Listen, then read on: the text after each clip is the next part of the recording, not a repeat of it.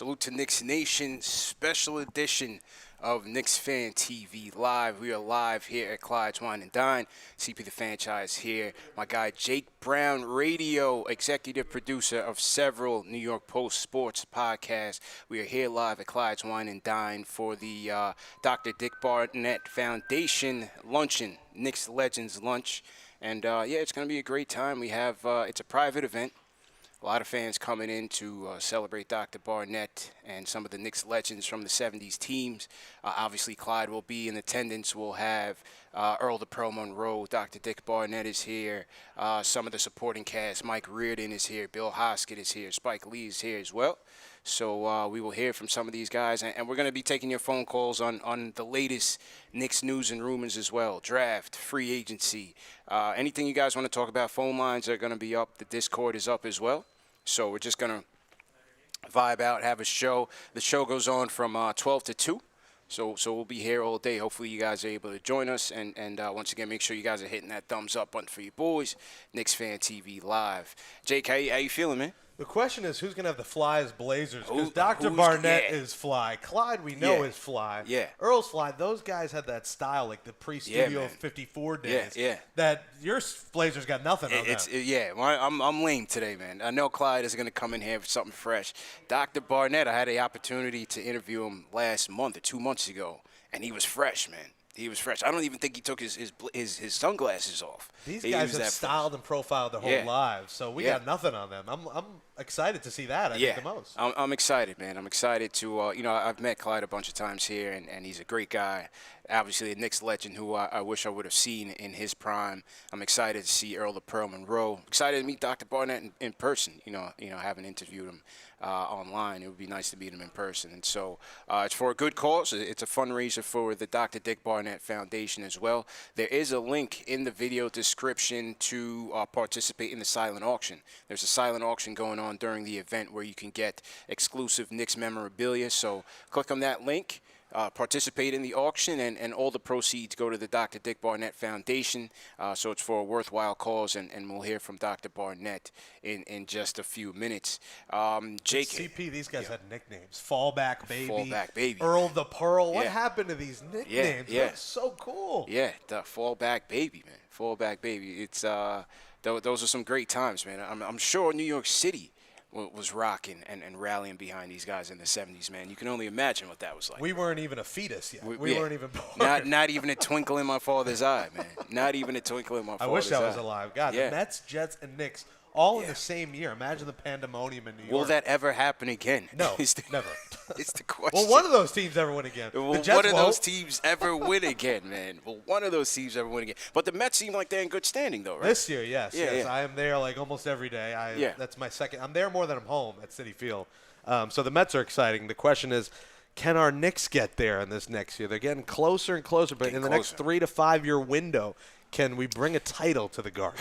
It's going to be hard, man. But I have faith in Leon and Wes and Scott Perry, who's being brought back on an extension.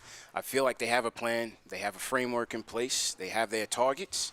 I don't think they will, overspend in certain areas as previous regimes have. And so I think part of basketball is just getting lucky, man, just being in the right place at the right time to acquire talent. And I think they're going to put themselves in that position.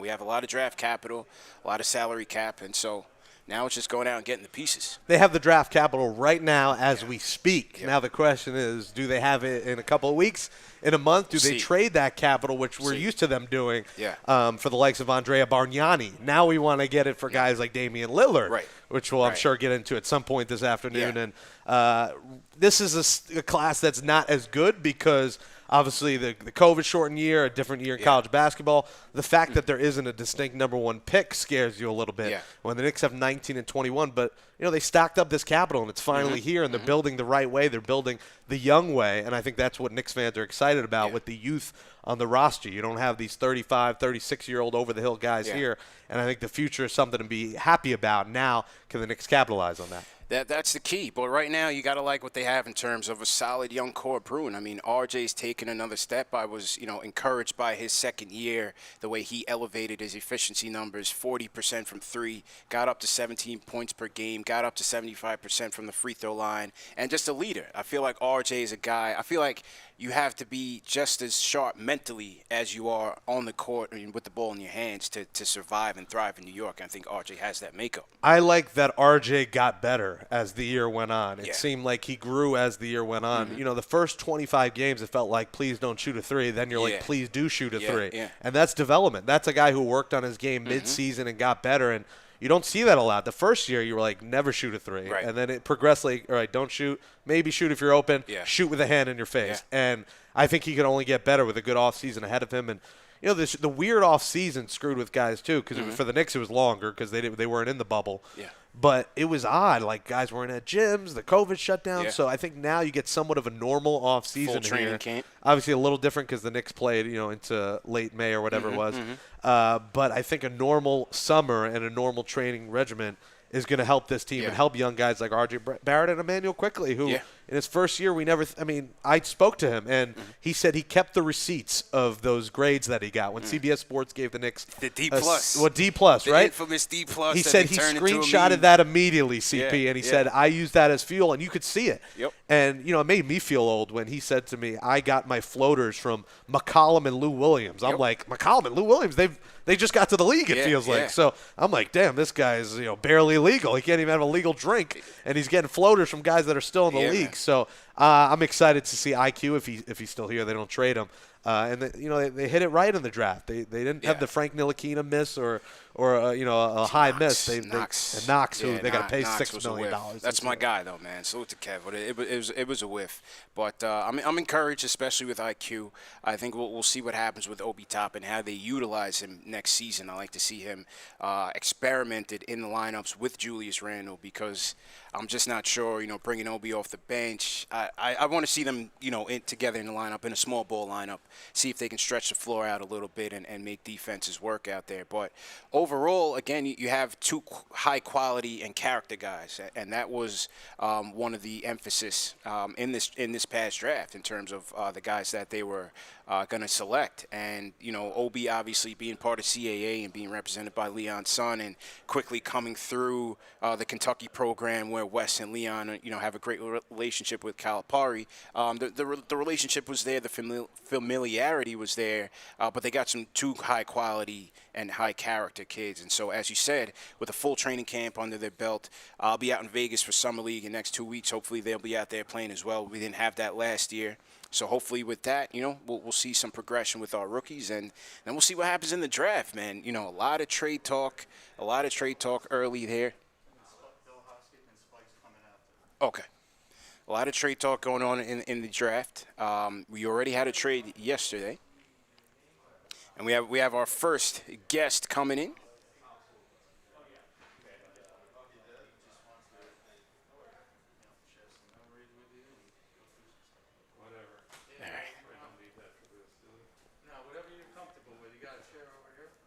We have a guest. Want me in the middle? Yes. Man in the middle? All right. Okay. All right, guys. We have our first guest of the afternoon here. He was a member of the 69-70 Knicks as well.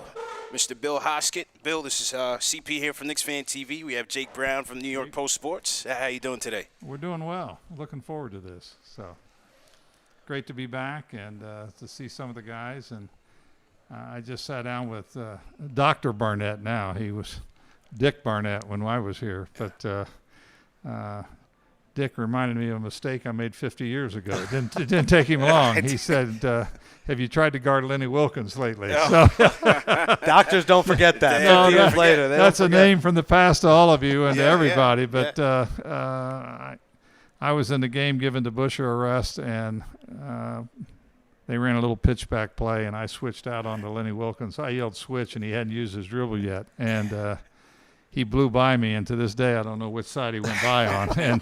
And Dick offered me a windbreaker at the timeout, saying, "Hey, you got to learn some things. You don't ever, with your speed, you don't ever yell switch and try to check Lenny Wilkins."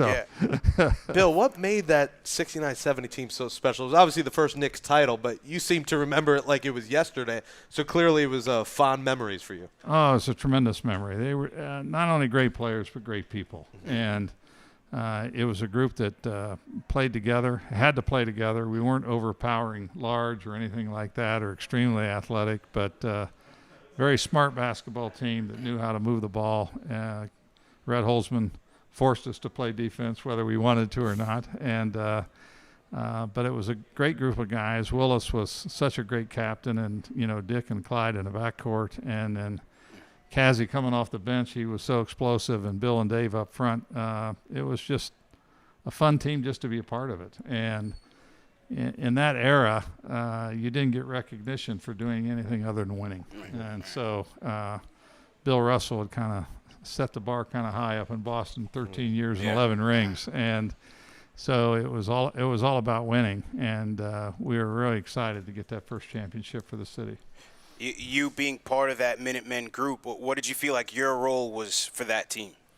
Well, it was really just to make sure that you didn't hurt the team, and keep everybody ready. My first year, we had so many injuries. Phil Jackson got hurt, and so some of us had to play where I don't think Coach Holzman really wanted to play us all that much. But and after the trade, when we got Dave DeBuscher, he was a great mentor to me because Dave guarded the opposing big forward on the other team and gave me a lot of instructions. The 5 or 6 minutes I would in to give him a blow, he made sure that the guy didn't get his average against me. So he was like a coach on the floor for me.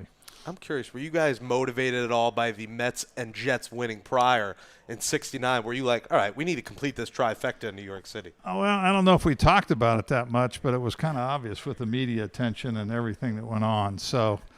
And we became kind of the focal point in the winter. Even the Broadway and actors and the movie people, they would come during the week games. Now, Saturday night, they were somewhere else. But during Studio 54. During the week, they were behind our bench. And so it was just a fun time to be in New York. And anytime you're winning, it's great. And I've said many times, I ended up in the expansion draft a couple years later, but I can't imagine being in this city and not winning. It wouldn't be as much fun. But I remember the night we won. We had won 18 straight, which at that time was an NBA record, later broken by the Lakers. And but we lost I think, going for 19, we got beat by the Pistons in the Garden. And the game ended, and we stood up, and we're kind of walking off the floor, and the place started to boo. And then they erupted into like a standing ovation. It was kind of like a Bronx cheer, like, what's wrong with you guys? You lost a game. Not much has changed. Not much has changed today. Probably not. Wow. So in that Game 7, you had all the drama. Did you know Willis was going to come back?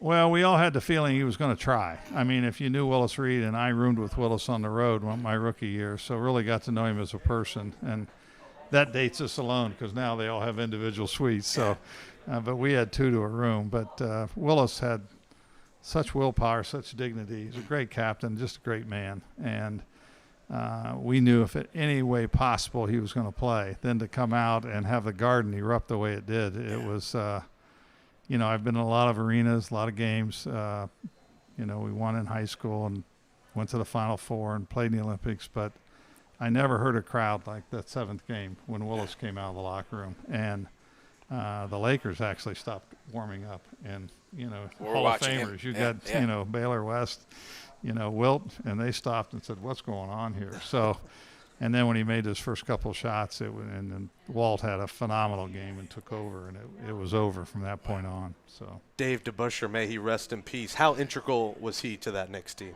Oh, he was terrific. I mean, Dave was, I think he was born a man. He'd already been a player coach of the Pistons when he, at 24 years old. So when the trade was made, it changed our whole team because not only to give us a great power forward that really understood the game, but it moved Willis from the corner back inside where he was more comfortable after Bellamy was traded. And Comives was traded, and it brought Walt Frazier to the floor, to the game. And so the team it changed the perspective of the entire team. So it was fun. One of my fondest recollections that I tell people when I speak back in Ohio or whatever, my first game, I came straight from the Olympic Games, so they were in the fall that year. And so the team had already played 4 or 5 regular season games. And so I was introduced that night, and just, Red told me, you're not going to play, but you're going to go through warm-ups, and they're going to have a little introduction, which they did. But I took my spot on the Knick bench, and Walt Frazier was to my left and Bill Bradley was to my right, and they were both college players of the year. And I said, this is a pretty good team. They're not in the lineup. It's a cavalcade of stars, yeah, right? And they're not playing. So you knew you had to bring your A game just to be part of it. But it was a tremendous experience. Wow. You mentioned Lenny Wilkins in here. He's a legendary coach as we know him, but for you, a great player. Who would you say that NBA legend who was the toughest guy to guard in your playing days? Oh, my. They all tried to career against me. So, I mean, but Billy Cunningham was so tough. Chet Walker was a great player. Connie Hawkins had so much ability. Played an exhibition game, not a regular season game, against Dr. J once, and he did things we'd never seen done before, and now probably 25 guys in the league can do that. They were so special. And then the great teams in Boston, those games were so tough. And, of course, Havlicek and Siegfried were both alums of Ohio State the way I was. I'm a little bit younger than those guys were, but I knew how tough they were. And, of course, Russell, when it was playoff time, was just unreal. I mean, just a great player. And, of course, Wilt was so imposing. And we had Jerry West, out there. Just great players and guys that really came to compete every night. So it was I think when they picked the top 50 in the league, we'd played against maybe 37 of them or something in that era. So it was pretty phenomenal. Wilt Chamberlain. That's all I need to say. Like, that's it. May he rest in peace. Like, what was he like in covering Wilt Chamberlain? What was that like? He was a monster. I mean, Wilt was people forget how strong he was. They call him Wilt to Stilt and all that, but later in his career, he had really bulked up. And that the year that we won the championship, the first one in '70, Wilt had torn his patella tendon during the year and said, "I'll be back for the playoffs." And we played him a regular season game toward the end of the year, and he had just gotten off the universal weight machine, which they used at the time, and came in our locker room before the game to talk to Willis. And I said, I've never seen a human being look anything like that. I mean, he was like 330 pounds and still looked muscular. His arms were huge. And Wilt was amazing. There's no question. In fact, in the 5th game, which we were fortunate enough to win that year, that's the year, the game that Willis got hurt, I actually came in for Willis. And that didn't last very long. That didn't intimidate Wilt too much either. So, but very seldom do you ever get in a game at my size, back then, 6'8", 228 or whatever, that you're giving away 6 inches and almost 100 pounds. I mean, he was 3 1/4 that year in the playoffs. So, no. All right, we are back live here from Clyde's Wine and Dine with a special guest making his KnicksFanTV debut. It is an honor to have the legend Spike Lee here. Spike, CP, Jake Brown here. How you doing, guys? What's going How you on, doing? man? What's up?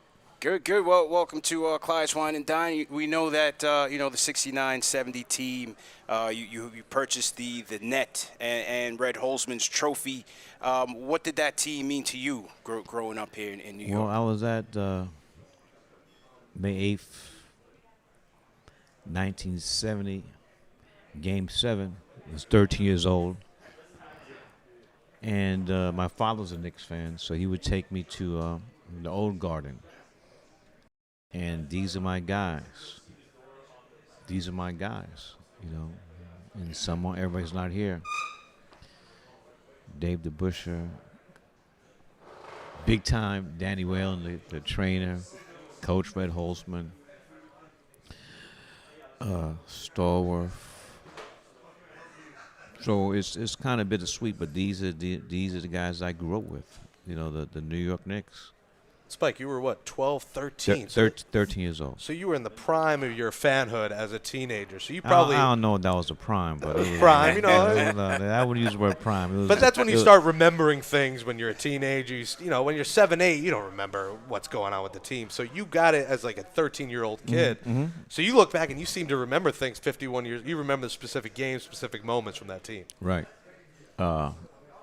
One of my biggest memories of that game, May 8th, 1970. So you remember the date. Look at that. Come on, 51 years later. It is that both teams are out, doing pregame warm-ups. Mm-hmm. And when Willis came out of the locker room, dragging his leg,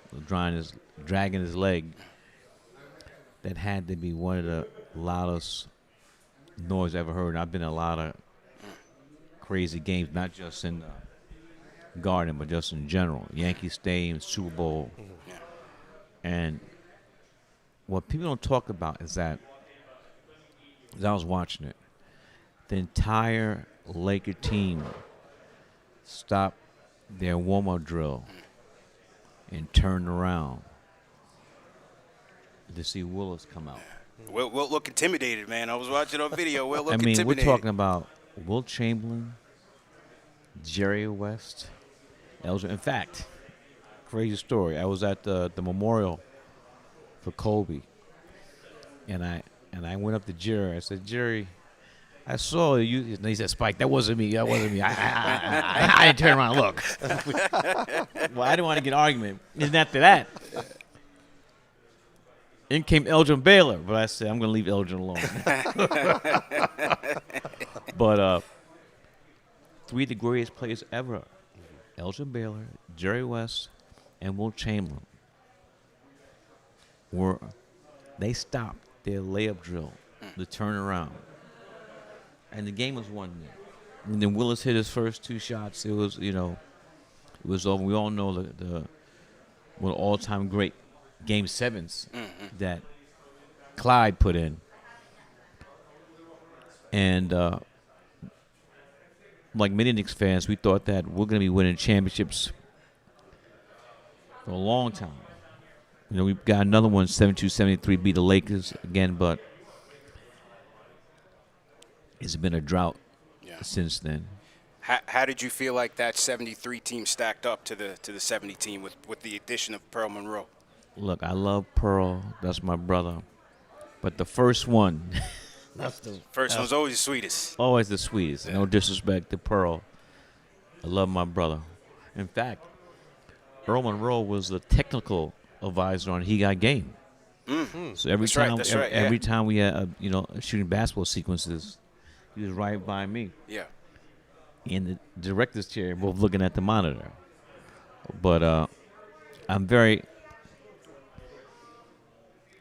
I think Coach Tibb is great. Leon Rose, my brother, Worldwide West. They're going to do some work Thursday. We're going to do some work. Big test. With this draft coming up. Yep. We got a stack of draft picks, and, we got to make some moves to be better. Well, speaking of moves, are you in the Damian Lillard camp? Do you think the Knicks should go all out and make the deal for Dame? Here's the thing, though. There's 2 ways I look at it. To get a player of that caliber, you got to give a lot. Yeah. Mm-hmm. What happened to the Knicks when we got Carmelo? How many guys we got rid of? It's Carmelo trade all look, team. And I love Carmelo. Come on, that's my Red Hook brother. Yeah. Brooklyn's in the house. But if I'm thinking like Dame, I'd love to go to New York, but they got to trade half the team. Who am I going to be playing with? So that's the dilemma. Yeah. That's the dilemma. But we got to get better. And I believe in Leon Rose, believe in Coach Tibbs, and I believe in Worldwide West. In West we trust. In West we trust. Yeah. So we're gonna do what we got to do. Well, it's such a star-driven league, Spike, that they need to bring another star. The draft picks aren't going to do it. It's going to take a Dame, or it's going to maybe it's Kyle Lowry, DeMar DeRozan. I don't know if those are stars, but you need another star. Damon, where did he get drafted? He came out of Lehigh. So no, not Lehigh. I just was, agree Weber with State. what you're Weber saying. You State. can't get somebody in the draft. Yeah. I mean, look at Giannis. You know, you just gotta be lucky, and you gotta do due diligence. Yeah. So it's gonna be a combination of draft picks, and also we gotta get trade. It's gonna be. Yep. It's not gonna be one or the other. It's gonna have to be both. What did you feel like went wrong in this first round exit against the Hawks this year? Where do you feel like they faltered? The Hawks were a better team. You know, we beat them. We swept in the regular season. Don't mean shit. The playoffs. It's a different animal. If you got some weakness, they're gonna find it and expose your ass. Yep. And I think we give credit to Nate McMillan. Nate did it. I mean, I'm surprised they kept him on the interim tag for as long as they did. And then we couldn't stop Trey. Yeah. And also, I like to say, spitting on people, throwing shit, man, shit's got to stop. You know, it's just ill-mannered, it's rude, and you know, they should be locked up. You do some stuff like that. You know, I had some, you know, I never look. I've talked to people. Well, I never did no crazy shit. You've done a little talking courtside. Yeah. I never did. No. You know, I didn't even curse. You know. Yeah, I felt like the electricity in the Garden. Oh, it was you know, amazing. I thought that was amazing, man. I mean, you've been to every game. I was at 1 and 2, but it felt like the roof was gonna blow off that place. The roof is on fire. We don't need no water. Let the motherfucker. It was like that. Yeah, it See, was like that. The Trae Young's balding chant is acceptable. As a bald guy, I enjoyed that. Yeah, but the other, F the Trae other, Young, you come know, on. It also, why Trey's cool. He didn't do nothing to anybody. And then when you start, I mean, some people can't take it. But he took it and put it back in our face. Destroyed us. He's not Reggie Miller, as your good pal of the 90s. Me and Reggie are cool. Yeah. But that made him play better. Mm-hmm. Yeah. You know, Trey's like, I'm peace and love. Why you say these things about me? All right, motherfucker. And he killed us. You know, some people gotta leave alone. Mm-hmm. Yeah. True. Some people just leave him alone. Yeah. Don't say nothing. He I destroyed never. us, man. When Mike would come in the Garden, I didn't say, I said, shut up. Now tape closed. Yeah. I said, hey, he's gonna kill us, but not because of something I said. We're talking to the legendary Spike Lee. Salute to everybody in the chat. Once again, hit that thumbs up button for you boys. Last question for you, Spike. You were recently named to the Cannes Film Festival, the first black jury member in 74 years. President. They've been black. The president. See, the black folks on the jury would never not know. President. In the 74 years of the festival. Yeah. What did that feel like for you? It felt great. It felt great. I've been there before, you know, several of my films. But be the first black person to be president of the jury. You know, this is the world's greatest film festival, so it was a great honor. And you know, what's wrong with the Yankees? What's wrong with Let's the get Yankees? off Cam. What's wrong? Can't relate as a Mets fan. Can't relate as a Mets fan right now. I'm living large. I'm a Yankees fan. Yo, I want to tell you this though. In '69, I was a Mets fan. I ran on the field 3 times. You know, back then you could run on the field. Yeah. Why'd you leave? You should have stayed with us. Well, you got a better life being a Yankee fan. For sure. I mean, first when they won the East, that's first year division. No, when they won the Eastern Division. Then when they won against the Braves, and then when Davey Johnson flied out to Cleon Jones to the left. And I had my everybody. If you ran on the field, you on the subway, you had a piece of grass. Yeah. Now you're getting tasered if you run on the field. Yeah. I might not get close. Did you ever see when Shambles hit that homer? Chris Shambles, yes.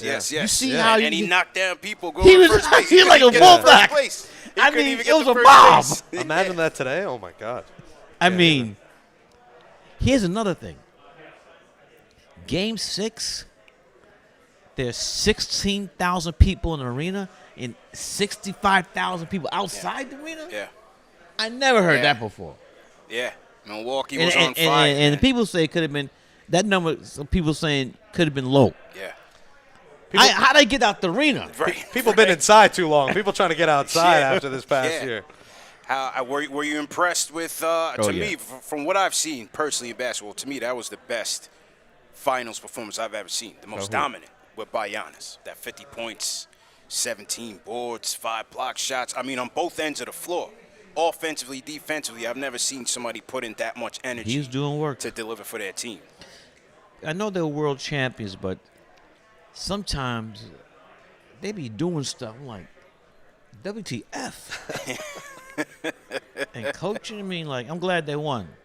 Yeah, but look, I wanted, Chris to. I want to go CP3, yeah. But CP3 I wanted a Game 7. But it wasn't meant to be, and the best team won. It's no debate about that. Yeah. But, we got the draft coming up. Yes, sir. Orange Blue Skies, we're back, baby. We're back. Yes, sir. Spike Lee in the building. Spike, one more thing. Yeah. We got a mutual friend in Chuck D. It's his birthday on Sunday. He's What? turning 61. He just texted me yesterday. Chuck D. He's going to be watching this. Do you have a message for Chuck? Chuck, what's up? This Spike representing the People's Republic of Brooklyn, New York. You know I love you. We made history together. That's right. Love you. Happy birthday. Thanks again, Spike. Peace and love. Thanks, Spike. All Thank right. you very much, Spike. But, The legendary Spike Lee, ladies Go and gentlemen. Knicks. Hit that thumbs Orange up and Blue button for you Skies. boys. Let's go. Absolutely. So we're actually live right now, Spike. Yeah, we're doing this live. Yeah, Live? This is Live and direct. All right, NBA draft Thursday. What we gonna do? I like What we this gonna kid. do? I like Trey Murphy out of Virginia, Spike. 6'9", can shoot the I don't. three. I mean, I defense. wasn't really following college basketball Yeah. because of the what was happening in the world, but I believe that Leon Rose, Coach Tibbs, Wes. and our brother Worldwide West, we're gonna make it happen. Yeah. So as I said before, sir, it's gonna be a combination Combination. of trades But we got money to and spend. draft We got picks. 50 million plus in the bank. And cap space. We got 50 Because you million. try to get on me about you can't do nothing with the draft. See? You can, but Nah, it's going to take nah. another See, I start. think the draft I said is a your combination. foundation. You have to start with the draft, build that foundation up. We haven't built our farm, our young core up to the point where when but you make that trade, look, you're we could able have to sustain. We could have Donovan Mitchell. Could have had Donovan Mitchell. Don't remind me. took Frank. So Mikal Bridges, Michael Porter Jr. Shea yeah, I Gilgeous. didn't want to name go down the list. So Yeah. we could have had. We had it. We had had the it, picks, man. had the spot, and And Rose we trust now. This is it. Yeah. Big draft ahead. A lot of picks. What do you think about Obi, Spike, with the whole Randall situation? What do you The think what? about Obi? What do you think about Obi? what situation? I feel like with Obi coming off the bench, He's just supposed to start. but we're never going to see him finish a game, Spike. He can't play center. How's he gonna start? That's what I'm asking you. What do you think? Because I feel like with Randall, He's a here- rookie. He got bad run during the playoffs. No, he did. He He was did. he was better in the playoffs than he was in He regular really season. was. He did. Yeah. He Right? did. He lit up Give the me some. garden. Yeah. He lit up the garden. He Couple came alley alive. oops. Obi Yo, came alive. here's the thing, defensively though. or offensively. I'm with them. We get some. As I said before,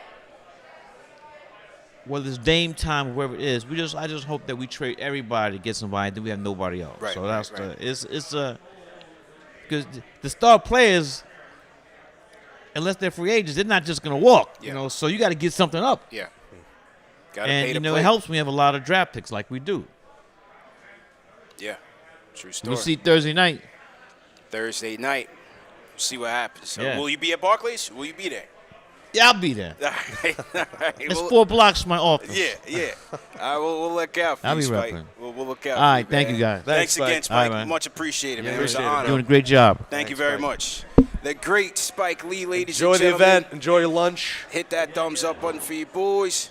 Spike, just watch your step with the courts. All right.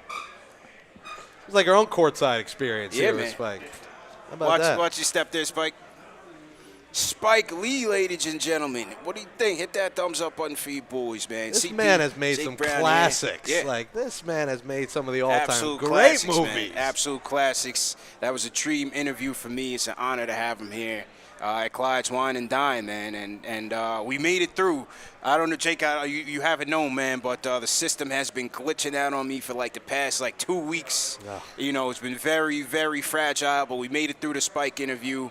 Working on updating some equipment. If you work at the Apple Store, holla at your boy. I need a discount. Take care of me, friends and family, because I got to reboot the system here. We were able to get through the Spike interview. We'll open up the phone lines. We'll take some calls. The system knew that Spike was coming. The system saw it, said, Spike, quick. That's a fact. Spike's awesome, man. Yeah. Like, he knows the game, and I loved hearing about him as a fan at 13 and remembering being there and how loud the Garden was because – sometimes I forget what I had for lunch yesterday. And then this guy, you remember those things? Like, I remember a certain Met game I went to in 2000, the year they made the World Series. Yeah. And he remembers 1970. Those memories stick with you, man. Interesting. I didn't know he was a Met fan, too. He's a Met fan then. He switched to the Yankees. Yeah, so he switched up. He casually switched up a little bit. He was a Mets fan. I will admit, and I will admit this on record, that in 98 I was a Yankee fan first because my family was, and then made the switch to the Mets. So I was the opposite of Spike with the switch up. So I love Jeter and switch. You made the switch to the Mets after the Jeter days. My life was good and then became miserable, but it was good at the start because the Mets made the playoffs, made the World Series, and then everything downhill after 2000. They were just terrible. See, I figured because you're 30, right? So I figured like the Met fan of the 80s during the Strawberry Gooden era, Keith Hernandez would then switch to the Yankees when the Mets were no longer really relevant. But you went opposite. Yeah, it's weird because I was from Queens originally, moved to Connecticut, and when I moved to Connecticut, I became the Met fan. So when I was in Queens, I, for the 1 year, liked the Yankees. Yeah. And I had the Scholastic Book Fair, if you remember those. Yeah, of course. Had a Derek Jeter poster, you know, the lit pencil cases, all the cool posters. And then I made a friend of mine in Connecticut, ruined my life. But hey, I'm happy now. The Mets are right now better than the Yankees. Mets for at least are nice, right now. man. Yankees in trouble, man. It's all Boone. I'm not a big Boone guy, to be honest with you. I didn't think they should have ever gotten rid of Girardi. I didn't see what the haste was to get rid of Girardi. Boone, listen, Boone gave us history. He gave us moments as a Yankee fan, obviously, but like, I didn't see what the big deal was with him as a manager. There's always a change. It's not like football where like the Steelers have like 3 coaches in their history. Right. There's always like, all right, we need to change for the sake of change. Yeah. Well, now they're changing because Aaron Boone is stunk. He stinks. So his contract's up after this year. So the Yankees aren't big fans of in-season firing. So I think they are 100% CP moving on from him in the offseason. I think they should, man. And again, it's no offense to him. I just don't see the hype. I don't see the hype. This Yankee team is just missing something, man. They don't have the edge. They don't have the character, the grit that they used to have. Certain players have it. I like Urshela. I liked LeMahieu when he first came. He's been struggling in and out a little bit. Obviously, you got to like Garrett Cole and some of the guys in the bullpen, but I just think it's too much micromanaging. Like analytics. Yeah, the other day that you had Herman, 93 pitches. He gives up 1 hit in Boston, loses the no-hitter in the 8th inning. In the 8th inning, and they take him out. And then after the game, Aaron Boone said he was entering the danger zone. On, I thought it was a Kenny Loggins song. Yeah. I'm like, danger zone? The danger 93 zone. pitchers in the danger zone? Come They used to on, throw man. 130. Johan threw 135 in his no-hitter. Oh, yeah, he did. Yeah, he did. And then he couldn't throw again, so maybe it killed him. Absolutely But did, man. it's the orange and blue year. You know, the Mets are good. The Islanders nearly made the finals. Yep. And our Knicks are back to relevancy.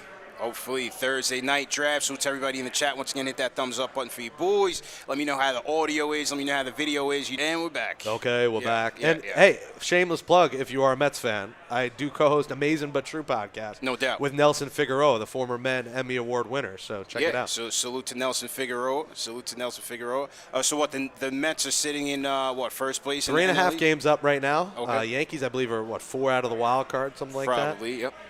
So it's good times right now. We'll see. Trade deadline Friday. You know, draft Thursday with NBA. Yeah. And then trade deadline baseball. This is a monster sports week. The Olympics. Can Team USA win a freaking game? Like, what the hell is going on? Listen, I think the thing with Team USA is a couple things. Okay, Clyde's Wine and Dine. Yeah. After a few years away, I've come here for a few Knicks games. I've been on a date here. I think the Knicks tickets might have been too expensive, and I came here, watched the game on a date, a little cheaper than a Knicks ticket to get, the girl a salad and me a steak or whatever it was. Yeah. Good food selection here. Clyde loves when you shout it out, so we got to give a shout out to Clyde's Wine and Dine and the Dr. Dick Barnett Foundation. Absolutely. Does a terrific job for the youth and youth programs and underprivileged communities and underprivileged children. So shout out to Dr. Barnett. Call him Doctor, because if you don't, he'll let you know he is Doctor. Definitely put some respect on his name. And before we got cut out, what I was saying with Team USA is I feel like, number one, The competition has caught up. Just over the years, global basketball has been. Oh, don't tell me this cut out again. Hang on. Hang tight. Hang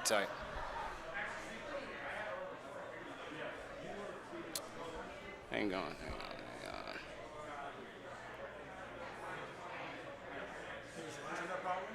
It's the computer, bro. Just like not stable right now. Hang on. Are you in the YouTube? Yeah, it's frozen. It's frozen? Just let them know we got like technical difficulties. Hang tight.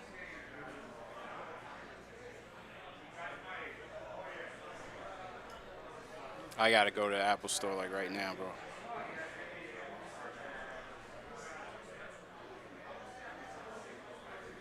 Hang on.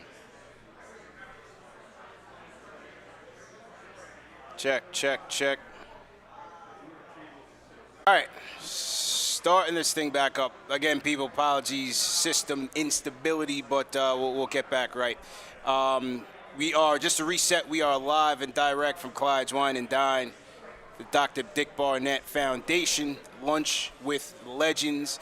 We just heard from Spike Lee earlier. You guys caught that interview. We also heard from Bill Hosket, one of the members of the 1970 championship team. And we were in the process of talking about Team USA basketball. They lost their preliminary opener against France without Frank Ntilikina. Without Frank, so they were a bit nervous, with Frank looming large, but they still lost that game. I was just saying that, number one, I think international competition has caught up just over the years. Modern medicine, sports medicine, analytics is just, caught up from a global scale. And I also think it's a pride thing.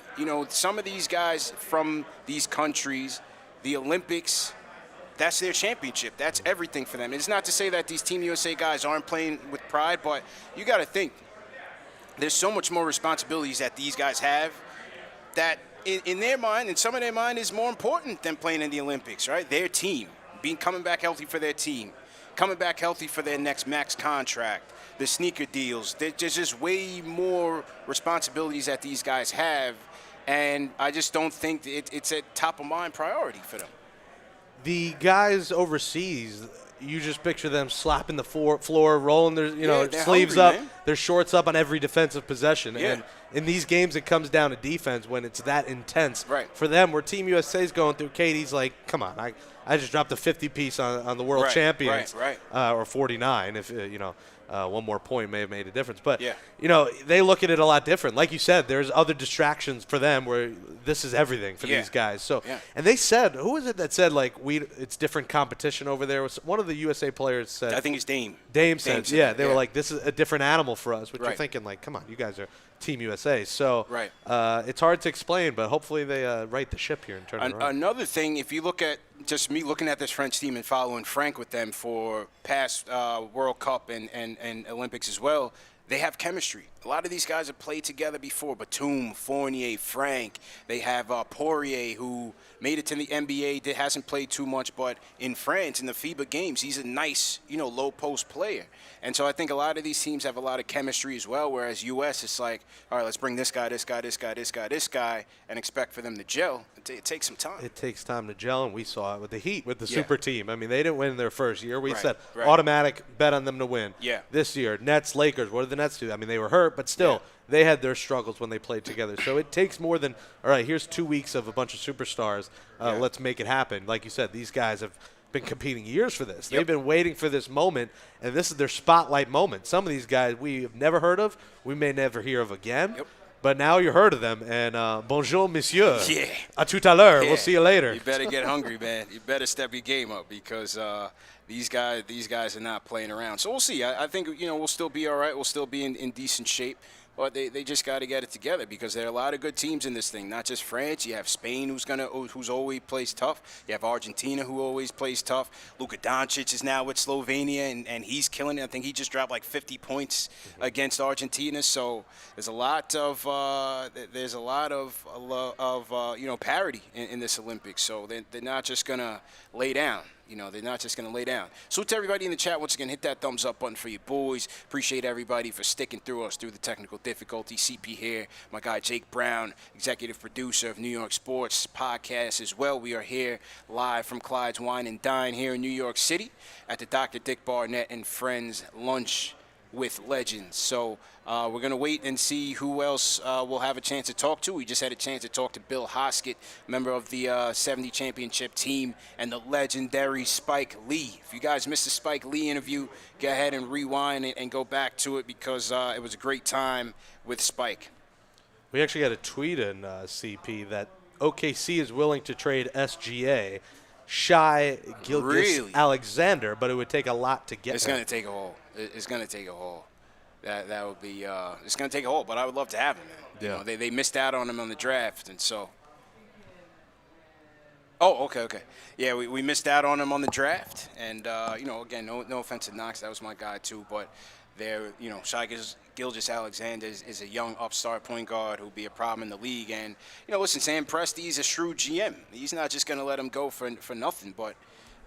That there was a rumor that he offered Shai Gilgeous and the number 6 pick to Detroit for number 1 and got turned down. So, you know, OKC, even with a bevy of draft capital, it's going to take a lot to get that number 1 pick. I wish it would take just like Knox and a first-round pick. Yeah. Can it be that easy for us?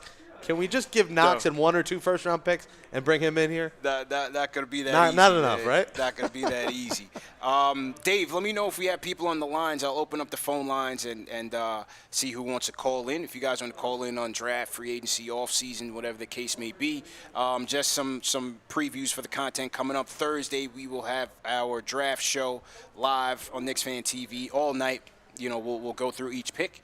We'll see who the Knicks select. Do they make a trade as rumored, or do they stand pat with all 4 picks and select players? So be sure to catch that. And then right into free agency. Sunday, we'll have our top 10, top 20 free agents list. We'll have a free agency live stream. And then Monday, August 2nd, free agency kicks off. And we'll see what happens, Jake. From what we've heard, and shout out my guy Ian Begley from SNY, the Knicks are looking to be,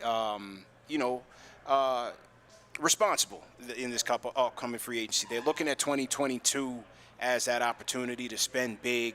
So it looks like they'll be frugal as they were this past offseason where, you know, they'll have their targets, but I don't think they're necessarily going to overspend for certain guys.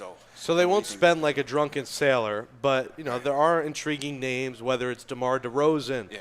Chris Paul, it seems like he might stay, but you know, the Knicks are going to make an offer.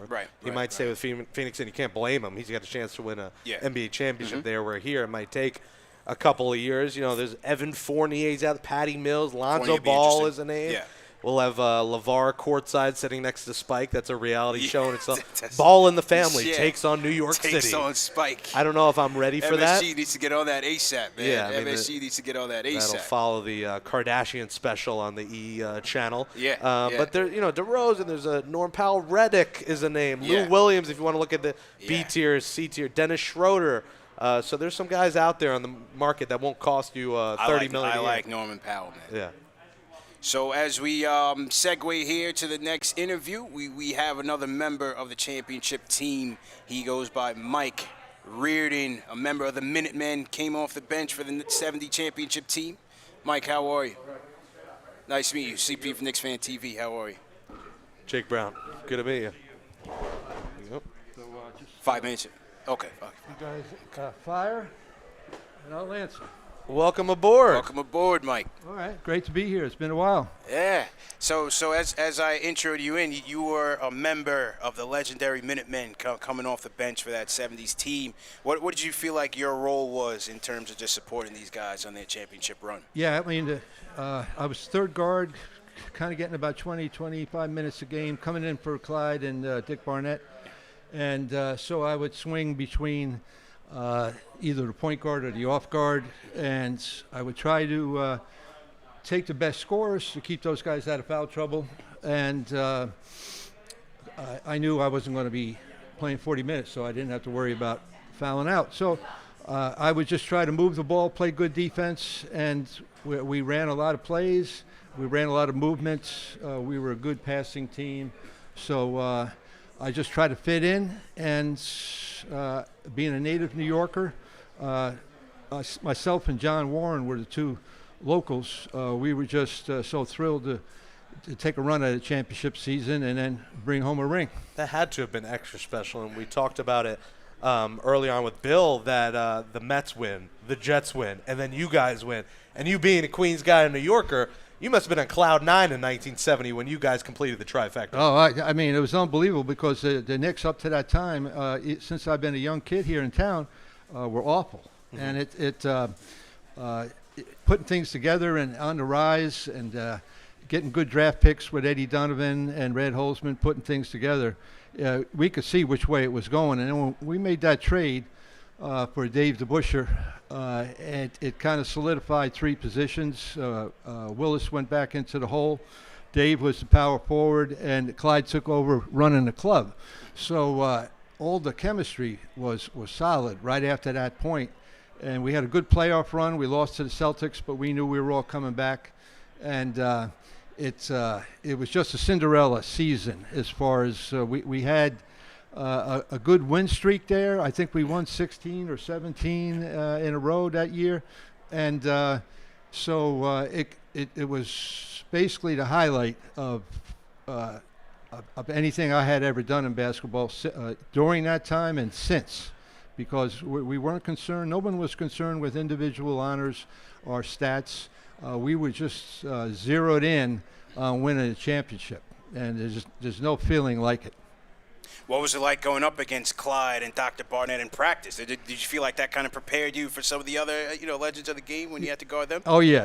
I mean, those guys were two of the best guards in the league, great guard tandem, and our practices got pretty heated, too, because we were – the guys on the Minutemen, we tried to push the starters severely, and sometimes they weren't into it. Sometimes they were trying to take it, but when we got into it, started talking trash to them and knocking them down, they knew that hey, we were going to finish up on a roll here. So I think it prepared us for games, and we had a very predictable routine as far as substitutions goes, other than people getting in foul trouble or injuries.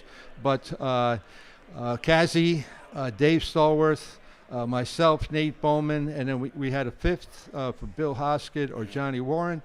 And the practices were pretty close. And we think that has got a lot to do with preparing a team for the last 4 to 6 minutes of a game. All right, Mike, spill the beans. How many fights went on in these practices? Were the punches thrown, anything no, like that? No. No TMZ there? No, nothing like that. Just some bad looks at times, and said, what was that? And we all were on the same page, but it never elevated to that. It just came down to words. No one swung on each other.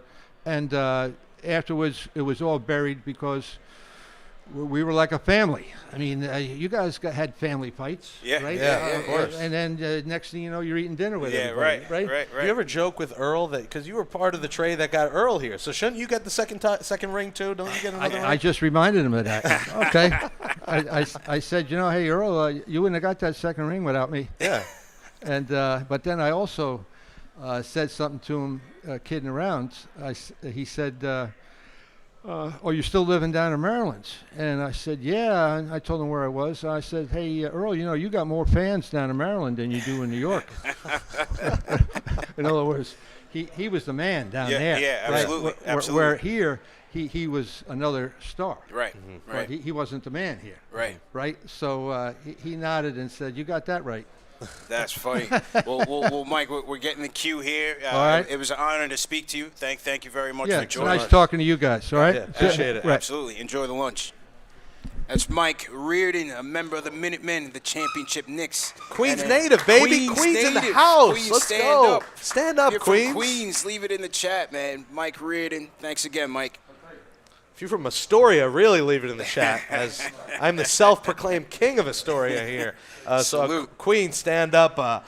Mike, that was awesome. I mean, he deserves the second ring for bringing Yeah, Earl in. Because absolutely, Earl and man. Clyde is one of the most iconic backcourts Yeah. to ever do it. Yeah. No, Mike Riordon is definitely beloved by a lot of New Yorkers. Shout out my guy Fred from Fresh Meadows. I was talking to him about coming here and just preparing for everything. He was like, Mike Riordon was that guy.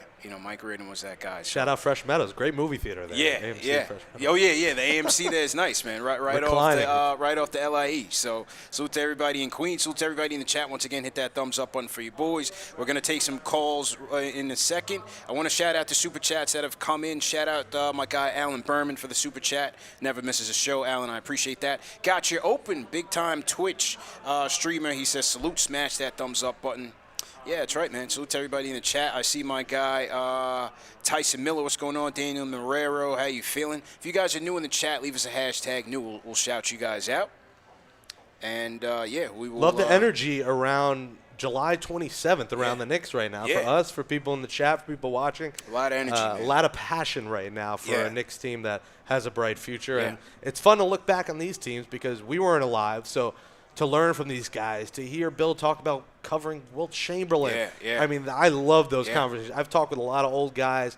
We talked with George Gervin, the Iceman, a few months ago, and to hear, about the 60s and 70s teams. And, he had told us that, they offered for him to go to the Lakers on those 80s dynasty teams, and he said, no, I don't want to be part of those super teams.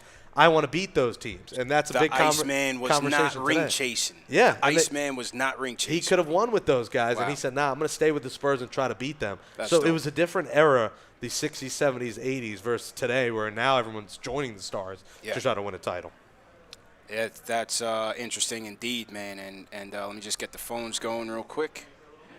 Salute to everybody in the chat. Once again, hit that thumbs up button for you boys. So as you were saying, when we were prepping, you were saying that there was rumors that the Knicks were trying to trade up to 14 with Golden State in the draft. They turned it down, I think. And they turned it down. Yep. Very interesting. But I thought, doing the draft prep, I thought that was going to be the sweet spot for the Knicks in terms of moving up. They have 19 and 21. I didn't see them being able to move up into the 10s range. Mm-hmm. You have Orlando sitting there with 6 and 8 or 5 and 8, I believe. I didn't think the Knicks were even going to get up to 8 unless they're going to add on more assets, and I don't think they're going to do that. So 14 is definitely the sweet spot. Now it just depends on who's going to be there. I don't know if this is the draft to trade up. Like I said before, this isn't the best draft class, and these are guys, another name that they're talking about the Knicks could have their target on. You said Trey Murphy, Sharif Cooper out of Auburn, but this is a guy who played 12 games as a freshman. I mean, he's had no experience. And I know you don't need, there was guys that came out of high school that became stars. That's not a thing anymore. But 5 seconds. 4. Yeah, I just don't think this is the greatest draft class. Yeah, a lot of mock drafts have them going with Cooper out of Auburn. Undersized point guard, but a playmaking wizard. And as much as I see the Knicks benefiting from some off-ball scoring, I also think a guy that, is prolific in the passing game could help us as well. I just felt like there were a lot of times when you had Julius Randle stuck in isolation and just trying to do too much, especially in the playoffs when things got bogged down. I just felt like we don't have any guys that can get us some easy buckets in the pick and roll. Get Julius a nice pick and pop situation. I mean, D Rose did his thing for a second, but I think there's areas where Cooper can help. Now, the shooting is going to be the swing skill. Mm-hmm. Can he shoot? Because right now, it wasn't too good at college, and so they need shooters. We'll see what happens there, man. The 3-point goal, Reggie Bullock. Yep. I don't know if he's going to be back, but they need a 3. They need a strong shooting small forward. Maybe J.J. Redick on a 1-year deal is that guy. But could be a shooter. Tibbs has a proclivity for vets, and so that could be an option there. Let's go to the phones. Let's hear from some people. Let's do it. Let's hear from Chris from Yonkers. Chris, how you feeling, man? CP and Jake here. How you feeling, bro? Hello? Yo, how you doing, Chris? You hear me? Yep, I'm doing good. I hope you guys are doing good. Yeah. I am a long-time listener, first-time caller. And my point I just want to say about the draft is I think Trey Mann is the right pick just because, what do the Knicks need the most? We need scores. Yeah. Besides playmakers, we need scores. Yeah. And he's a guy that can just put the ball in the basket, and it's the right option for me. And I just wanted to talk about one thing real quick. Mm-hmm. I was wondering if I could just talk about the Colin Sexton thing real quick. Sure. And here's my thing. My thing is I see a lot of Knicks fans hating on it, but the thing is we need to get better. And we can get better from the draft. The draft is the right thing that we need to build from. But the draft is a risk, just like the Colin Sexton trade is a risk. So at the end of the day, they're both risks, and I think it's kind of a 50-50 that I think that wouldn't really hurt us. Yeah. But then again, if we don't make any trades, we're not getting better. It's not like every draft pick is going to hit. Right, right. So Yeah. I think it's kind of a 50-50 move, in my opinion. That I don't think Knicks fans should really be against it, but I can understand because it's not like he's just some inefficient scorer. The man shoots about 48% from the field. He can put the ball in the basket. Yeah, and you're right. Appreciate the call, Chris. Listen, when we talk about shot creators, I was a bit hesitant or a bit skeptical of the Sexton trade just because I, like many Knicks fans, Jake, I have trade and free agency PTSD, bro. Everything that we do never works out when it comes to those things. So I have that. I'm always skeptical. Like, I don't know. He doesn't use his right hand. He doesn't pass it. He doesn't. But you look at Sexton now, 22 years old. Averaged 24 points per game in the second season, or I think it's third season with Cleveland. Although they had to have a score. I mean, the team was so bad that someone had to do it. So that's not knocking his skill. He's obviously a terrific player. But someone's got to put up the stats. Someone's got to that's what Kevin Love was, the stat sheet stuffer there. So I think there's good free agent point guards out there where I'm not ready to trade the world for Sexton. I'm trading the world for Damian Lillard. Listen, if the Knicks got Lillard and say they gave up Barrett, obviously fans are going to be mad. But then there's going to be the side of, holy, you know what, Damian Lillard's a New York Knick. So that's a guy that you trade for. I'm not in love with trading for Sexton, depending on what the package is. I think it depends on the trade. Depends on the trade. I think if you're looking at paying off one of your picks and, maybe an Obi and Knox, again, I feel like I like Obi a lot. And as Spike said, he came on well in the playoffs, but I just feel like that's an asset that you're never going to realize, the full potential of it because Randall is going to be blocking him. So I just feel like if you have somebody that can upgrade you from a starting lineup perspective and overall team, as just having a scorer, it might not be a deal that wouldn't be too bad to roll the dice on. Robinson Knox first-round pick for Sexton. No? No, I'm not trading Mitch. Really? I'm not right now. You're saying Mitch is untouchable? No, not untouchable. I'm not trading Mitch for Sexton, though. Okay. I'm still a Mitch guy, man. That's my guy. Blackness is my guy. I need some time on Mitch. I don't know. I think the injuries bother me. I think he's got to bulk up a lot. Sure. He's been injury prone a lot. Sure. We see in the practices or whatever videos he posts, he can make the three. But otherwise, he's a block and a dunk guy. Yeah. And listen, he's so still young. Raw. He's still growing. He's still raw. Yeah. But if it was Knox, Mitch, first-round pick, I might not say no. Man. Knox is a throw-in because you're paying him $6 million, and he's the 11th, 12th man. Kev, I can see, man. I can see. Mitch, I don't know. What do you guys think in the chat, man? What do you guys think? What Jake was proposing? It might be 3 first-round picks and Knox. My man in the back is saying, hell no. What do you guys think? Thumbs up, thumbs down for what Jake is proposing. Would you throw People are going to be mad at me now. Mitch? Watch your Twitter. Your Twitter mentions are going to blow up, man. The chat is feisty today. Salute to everybody in the chat once again. Hit that thumbs up button for you boys. Hospi, what's going on? But again, I'd still rather go free agency. Like if you gave me the option to trade for Sexton or sign Lonzo Ball, I'm signing Lonzo Ball depending on the price, even though, again, the reality show that's going to come with it. Right. I'd rather get the guy for $20 million a year than make the trade. Selling out assets. Yeah, for sure. And now we're seeing with the trade that Memphis and New Orleans made yesterday, the Lonzo situation could tilt one way or the other to the Knicks because with the Pelicans trading Eric Bledsoe, trading Steven Adams, and the 10th pick to the Grizzlies for basically Jonas Valanciunas and the 17th pick, Pelicans have freed up some cap space. Rose and Zach Lowe are saying that they want Lowry, but doesn't make it easier for them to keep Lonzo as a restricted free agent in the event that he goes and signs a deal. What do you think about Lonzo? What are your general thoughts? Is he going to get better? Has he reached his peak? Is he going to be a star in this league? I don't know if he's going to be a star, but I think as a young player, I think there's always room for growth. Look at Giannis. Look how long it took him to become a megastar on the stage. It took him a good 7 years. Right, he came in 2013, so it took about 8 years to really come into his own. But every year he took gradual steps. With Lonzo, I think there's things that he could do for us right now that can help us. Number one, he can defend. He's tall. He can defend well. Number two, he can hit the three. He was very, very efficient from the corners, which is an area that Tom Thibodeau likes to emphasize on the court. Number two, he can get us out in transition. You know, he can push the pace for us, push the tempo. I feel like we have a lot of guys on our team, namely R.J. Barrett, Mitchell Robinson, and Obi, who would excel in transition, and having a guy that can get them the ball out there and get them going and get them some easy buckets, I think Lonzo can help there. Now, Thibodeau values point guards who can put pressure on the rim. That's not Lonzo's game, at least right now. From what we see, that's not his game. So I got to see how Tibbs feels about him. But for me, I would take him if we don't have to. I don't like paying twice. So I don't like, even with the Sexton thing, I don't like trading and then having to sign a guy. You know what I mean? Especially like Alonzo, who's probably going to be more of a role player than a potential star on your team. What would you pay Lonzo? Like, I'm thinking he gets $20 million. He's going to be asking for 25 to 30. Yeah, but I think 20 million? because if you look at, I look at a Brogdon who's making about 17, 18. So you figure Lonzo's going to get a raise, market value is going to go up. So I think 20's fair for him. 3 years, 60 million maybe. 5 years, 100 million. I think that could be the range. I think that could be the range.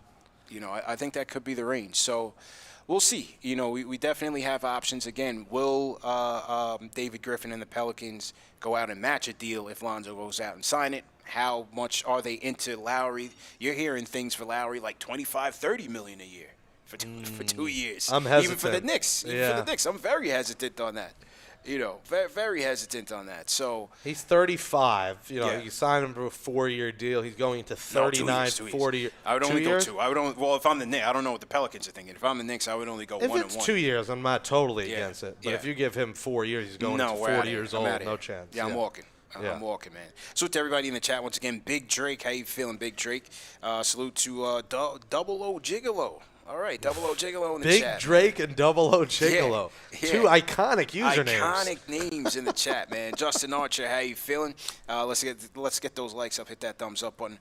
Just to reset, we are live at Clyde's Wine and Dine. They are doing a Legends Lunch hosted by the Dr. Dick Barnett Foundation. So it's for a good cause. We've left a link. They're having a silent auction. We've left a link in the video description if you guys want to participate, get some exclusive Knicks merchandise. Please participate in the silent auction. All the proceeds go to the Dr. Dick Barnett Foundation, so it's going to a good cause. We'll get a chance to hear from him sometime. They're eating lunch right now, and they have a program going on. So I'm trying to eat some lunch right now. Me too, I'm getting hungry here. Man. A lot of talking. Yeah, we got water, but a couple chicken fingers over here. Yeah, a couple chicken fingers. McDonald's fries? I don't know. Yeah, man. Mix and match. And just on the foundation, CP, their mission, the Dr. Richard Barnett Foundation inspires the youth to chase their dreams and empowers them to get there. A core part of that mission is to support more and better pathways to higher education, especially elevating opportunities and leveling the playing field for historically underrepresented students and HBCUs. So that's their mission. Great cause. Yeah, great cause, man. As a graduate of a HBCU myself, I definitely see the need to continue to help funding these institutions, man, because it's very important. So back to the phones we go. Let's go to Ron is up next. Ron from New York. How you feeling, Ron? I'm blessed, and I hope y'all blessed as well. Doing well, man. Thanks, bro. That's what's up. So I wanted to get your opinion, because right now I feel like I'm hearing the same names over and over of who we might pick. And I really think the only thing we should do is either go after Kelly Oubre, Cal Kuzma, or Saxton for salary purposes. Other than that, stand pat, because it looks like it's going to be a war room trade day thing going on for every team. Yeah. And we're in a good position right now. And so I just want to get y'all opinion, what y'all think about that, just standing pat, seeing what we got, what kind of offers is out there. And if we do put anybody on the table, only throw draft picks, Obi, and Knox. That's it. Throw them on the table and see what happens. What y'all think? And appreciate the call, man. I'm not a big Oubre guy, bro. I don't know about you, man. I'm not a big Oubre guy. From what I spoke to some Warriors fans who, felt like his defense is okay, but offensively, from what I've seen from him in his career, too much of a chuck, man. Just too erratic. I think, he may be a good Knick because we have a lot of those guys over the years, but I wouldn't shell out money. I think his fashion game might be better. His it might fashion work game in New would York fit in, City. yeah. His fashion game would fit There'll be a lot more ladies at the Garden if Kelly Oubre yeah. is here. I'll say that. Yeah. But just like if Chris Bryan came to the Mets, people love Chris Bryan. The ladies love Chris Bryan. Yeah. That would be Kelly Oubre. Not in love with him. I wouldn't pay him. He hasn't proven enough to me to pay him big money. Yeah. So. I'd rather go in the draft draft and find a guy. If they move up, I'd find a guy like a Kispert, or if they get a Trey Murphy. I feel like those guys can help and fill that void. Yes, Oubre can give you some shot creation here and there. I agree with that. I don't think I would allocate funds to bring him in here. I would take Kyle Kuzma over Oubre, and he's probably going to cost you Cheaper. less. Kuzma will make $13 million, 21 for the next 3 years. He'll make $13 million a year, which is not terrible for a guy who puts up 13 to 15 points a game. Yeah, can make the 3 ball. Not in love with Kyle Kuzma either, but if you put gun in my head, you say pick one of them. I'm taking Kyle Kuzma. Yeah, I mean, Kuzma would be a lot cheaper. You know, he's another guy who's up and down in terms of the motor. You know, you just don't know if he has to play with a guy like a LeBron who can get him going. You know, if he comes to New York, and another guy who's high up on, you know, he's a younger guy. He's a young millennial. They like the trendy stuff and the fashion and the another Fortnite. fashion guy. Yeah, it's like, are you locked in on the game? You know, are you really locked in on the game? So I'd rather go in the draft. And once again, we did hear that. Did Beckley put that up with the trade? Who's reporting that the trade that the Knicks did offer Golden State 19 and 21 and move up to 14? That was Wasserman. Okay, shout out Jonathan Watchman, Bleacher Report, former guest on the show. As Waz said, the Knicks are trying to move up. They're trying to move up. I felt like 14 was their sweet spot just in terms of the assets that they're willing to give up this year. But it depends on what Golden State wants. Mm-hmm. You know, I have to figure maybe Golden State is looking to take 7 and 14 and try to go get a vet. Do they want to try to get Beal or go get Ben Simmons? Who knows? You know, this is the year to do it, man. I think this is the year to trade picks and get a star. There's right. no better year than now. COVID shortened, guys didn't play. You know, the competition was different. You know, you couldn't name half the teams in the NCAA tournament. Right, it was like, who the heck is playing? Yeah, I mean, Baylor win it. This is maybe the first year ever I wasn't like locked in on the NCAA tournament because there wasn't that. When there's a year where you don't even know who the first pick is, that's alarming. Not saying these guys won't be good, but if there's a year to trade picks and get an established player, it's this year. Well, you're seeing a lot of Cade Grant Hill comparisons with Cade, so we'll see, man. I think Detroit is going to be. I think they're playing chicken out there. I think they're going to go for him. You know, they've been saying they're not committal, but you hear that all the time in the draft. These guys, you know, quote unquote, not being locked in on a player, and that's because they're looking to sweeten the pot on a potential trade and be blown away from a blockbuster trade. But I think Detroit will end up taking Cade Cunningham at the end of the day. So, you know, if the Knicks were able to move up to 14, who would I target? I don't know if Moses Moody out of Arkansas. You got a nice swing man there. I'm not sure if he'd be available. Again, I'd be looking at a Kispert. I think Murphy might have to be a target for them there because from what I heard the Knicks are very high on Trey Murphy III out of Virginia.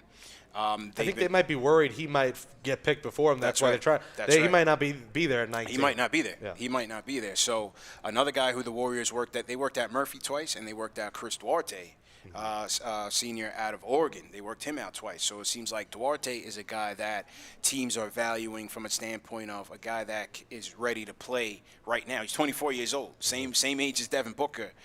Went through the JUCO system, and then on to Oregon. But a guy that can give you some buckets from 3, from 2, from the mid-range right away in the NBA, off the pick and roll as well. So Duarte's a guy who guys figure that can come in, plug and play on a cheap deal, rookie contract, and give you some value right there. So he's a hot commodity in the mid-round. I'm always a pro get a upperclassman. I don't know, something about it. Like when they could have got Bridges and they chose not to. I liked him, junior, senior kind of player. I worry about the freshmen, especially, like I keep saying, coming off that year. Yeah. A year where most teams didn't play the full schedule. You're going to have a guy play 12 games against little competition, right. Tibbs ain't and then for that. play in the league and be a Tibbs starter coming off the bench. Tibbs doesn't want that. Tibbs, I think Tibbs would value upperclassmen. I think you know, quickly coming in after 2 years at Kentucky helped him. I think Tibbs would value that, and I'm with you. I feel like the upperclassmen will come in with a bit more foundation, a bit more fundamentals, and be ready. You know, the 18-year-old, 19-year-old, sometimes it's a crapshoot. Some will be ready, but it may take some time to get them acclimated to the NBA game and the speed and the physicality and so on and so forth. Isaiah Jackson's another guy. I always like Kentucky guys because it's Kentucky, but again, we're talking about a freshman. So do they want to go that route? Some mocks have them going there. Yeah. I'll take a Kentucky guy over, Bumble, middle of nowhere, Idaho University. Yeah.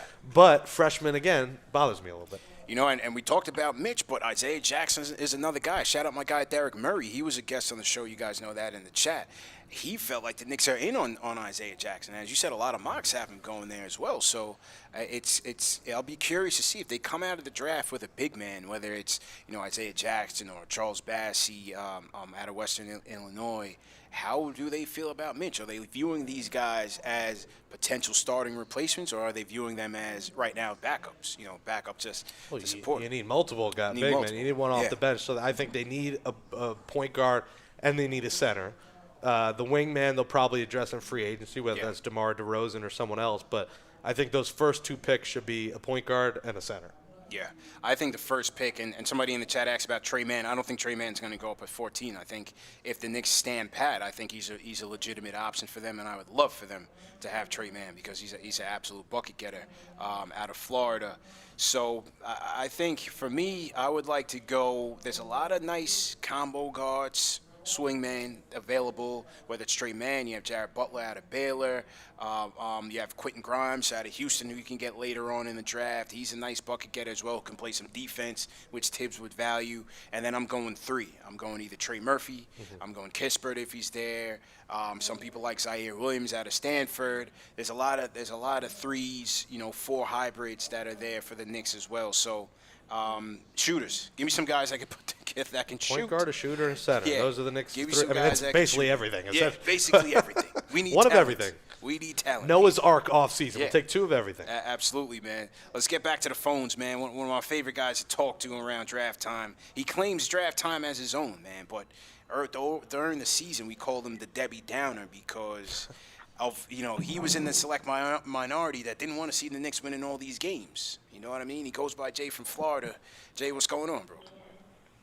Yeah, I'm back as Debbie Downer, live from the office, mid-work shift. He's got his librarian voice on. He's in the office right now. What's good, bro? Yeah, mid-work shift. Listen, man, I'm sad, man. I'm looking at free to see, Norman Powell. Yeah. Dennis Schroeder. You got these kind of guys. I mean, come on. How are we gonna get better? Like, how are we gonna get? People tell me the 4th seed was good. Good for who? Who was the 4th seed good for? For RJ? It's only good for RJ. Maybe quick.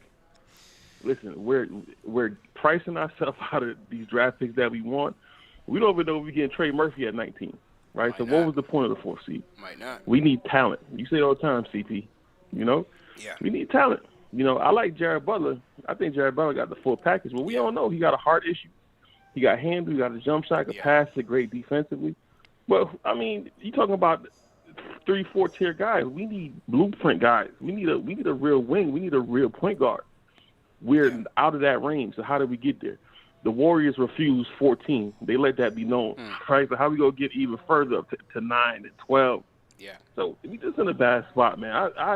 I'm sad, man. I don't know what we going. I don't want Norman Powell for $25 million a year. I don't know about the rest. Jay, have some faith. We Jay, got have the some Bucks. faith, man. I mean, listen. It could very well turn out to be the off-season of rotational role players that the Knicks add to the team, and that may not be a bad thing.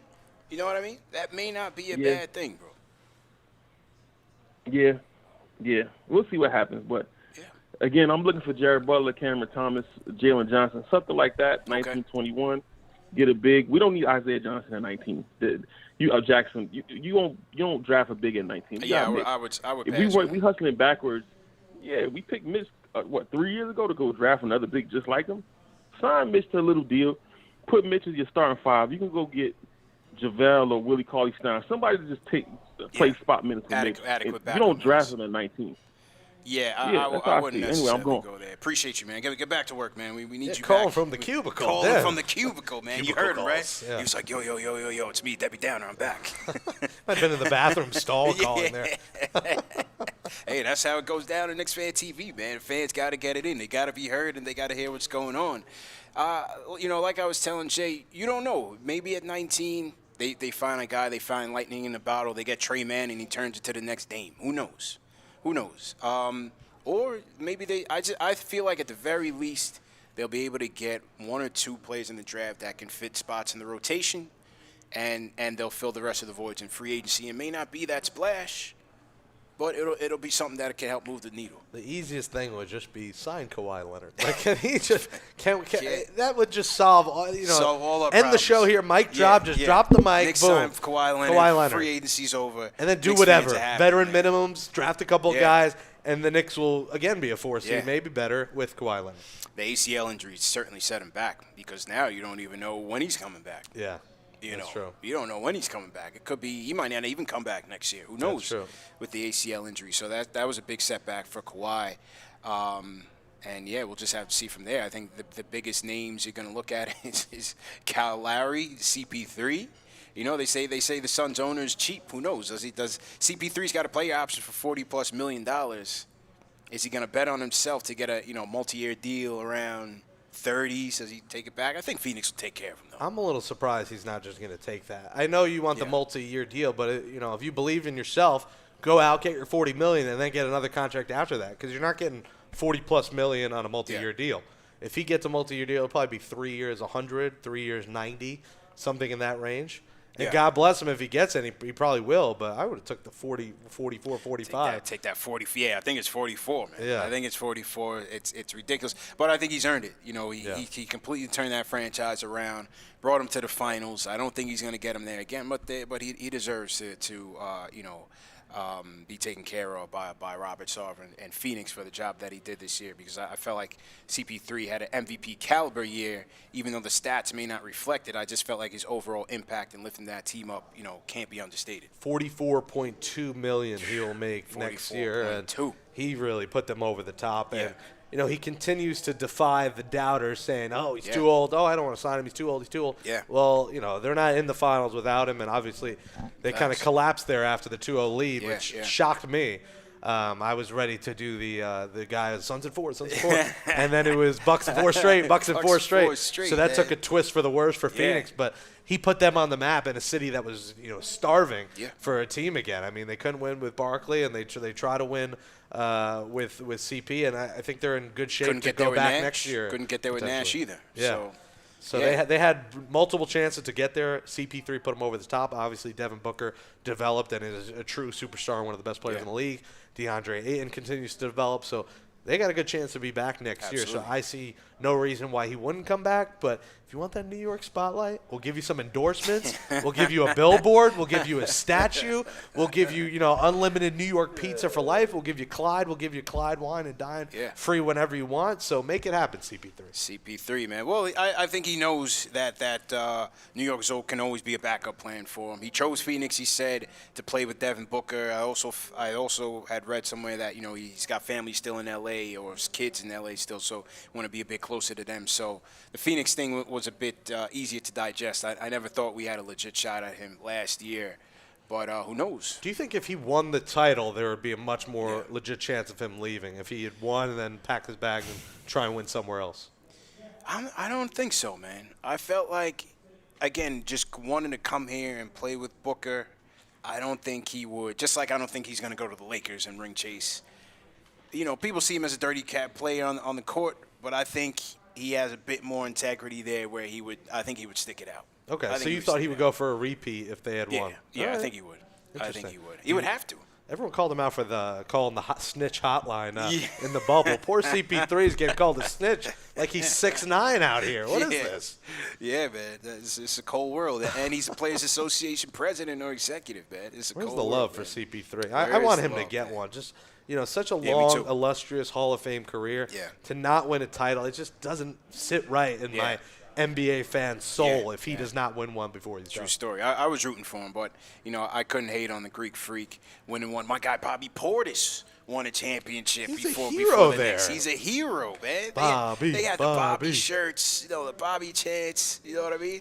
I love that Giannis went to Chick-fil-A and got a 50-piece nugget the next day. Yeah. And I still haven't tried it, but he did the Sprite lemonade mix. I didn't try that, but it's interesting, though. I'm going to try it. Maybe after this, because I'm getting thirsty. I might try this Sprite lemonade. Out, the Giannis drink. Yeah, Giannis special. Because sometimes, like, with Chick-fil-A, I'll get the lemonade, but I'll wait for the ice to, like, chill it out a little bit. It's a little too sweet, you know what I mean? You get charged up a little bit. So Did you know pink lemonade has cranberry juice in it? I had no idea. I was told that. I had no I thought idea. it was just, like, some coloring. It has cranberry juice.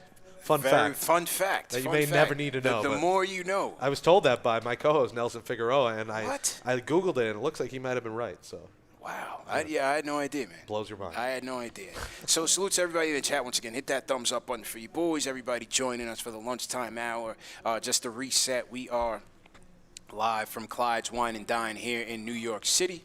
And we are hosting this event for the Dr. Dick Barnett Foundation's Lunch with Legends. So we have a lot of legends here from the 70s championship teams, and all the proceeds go to the Dr. Dick Barnett Foundation. And as I said, there is a silent auction going on right now. If you guys want to purchase some exclusive Knicks and NBA memorabilia, some are autographed as well, make sure you hit the link. The link is in the video description, so you can check it out. You can participate, and all the proceeds go to the Dr. Dick Barnett Foundation. So it's going for a good cause.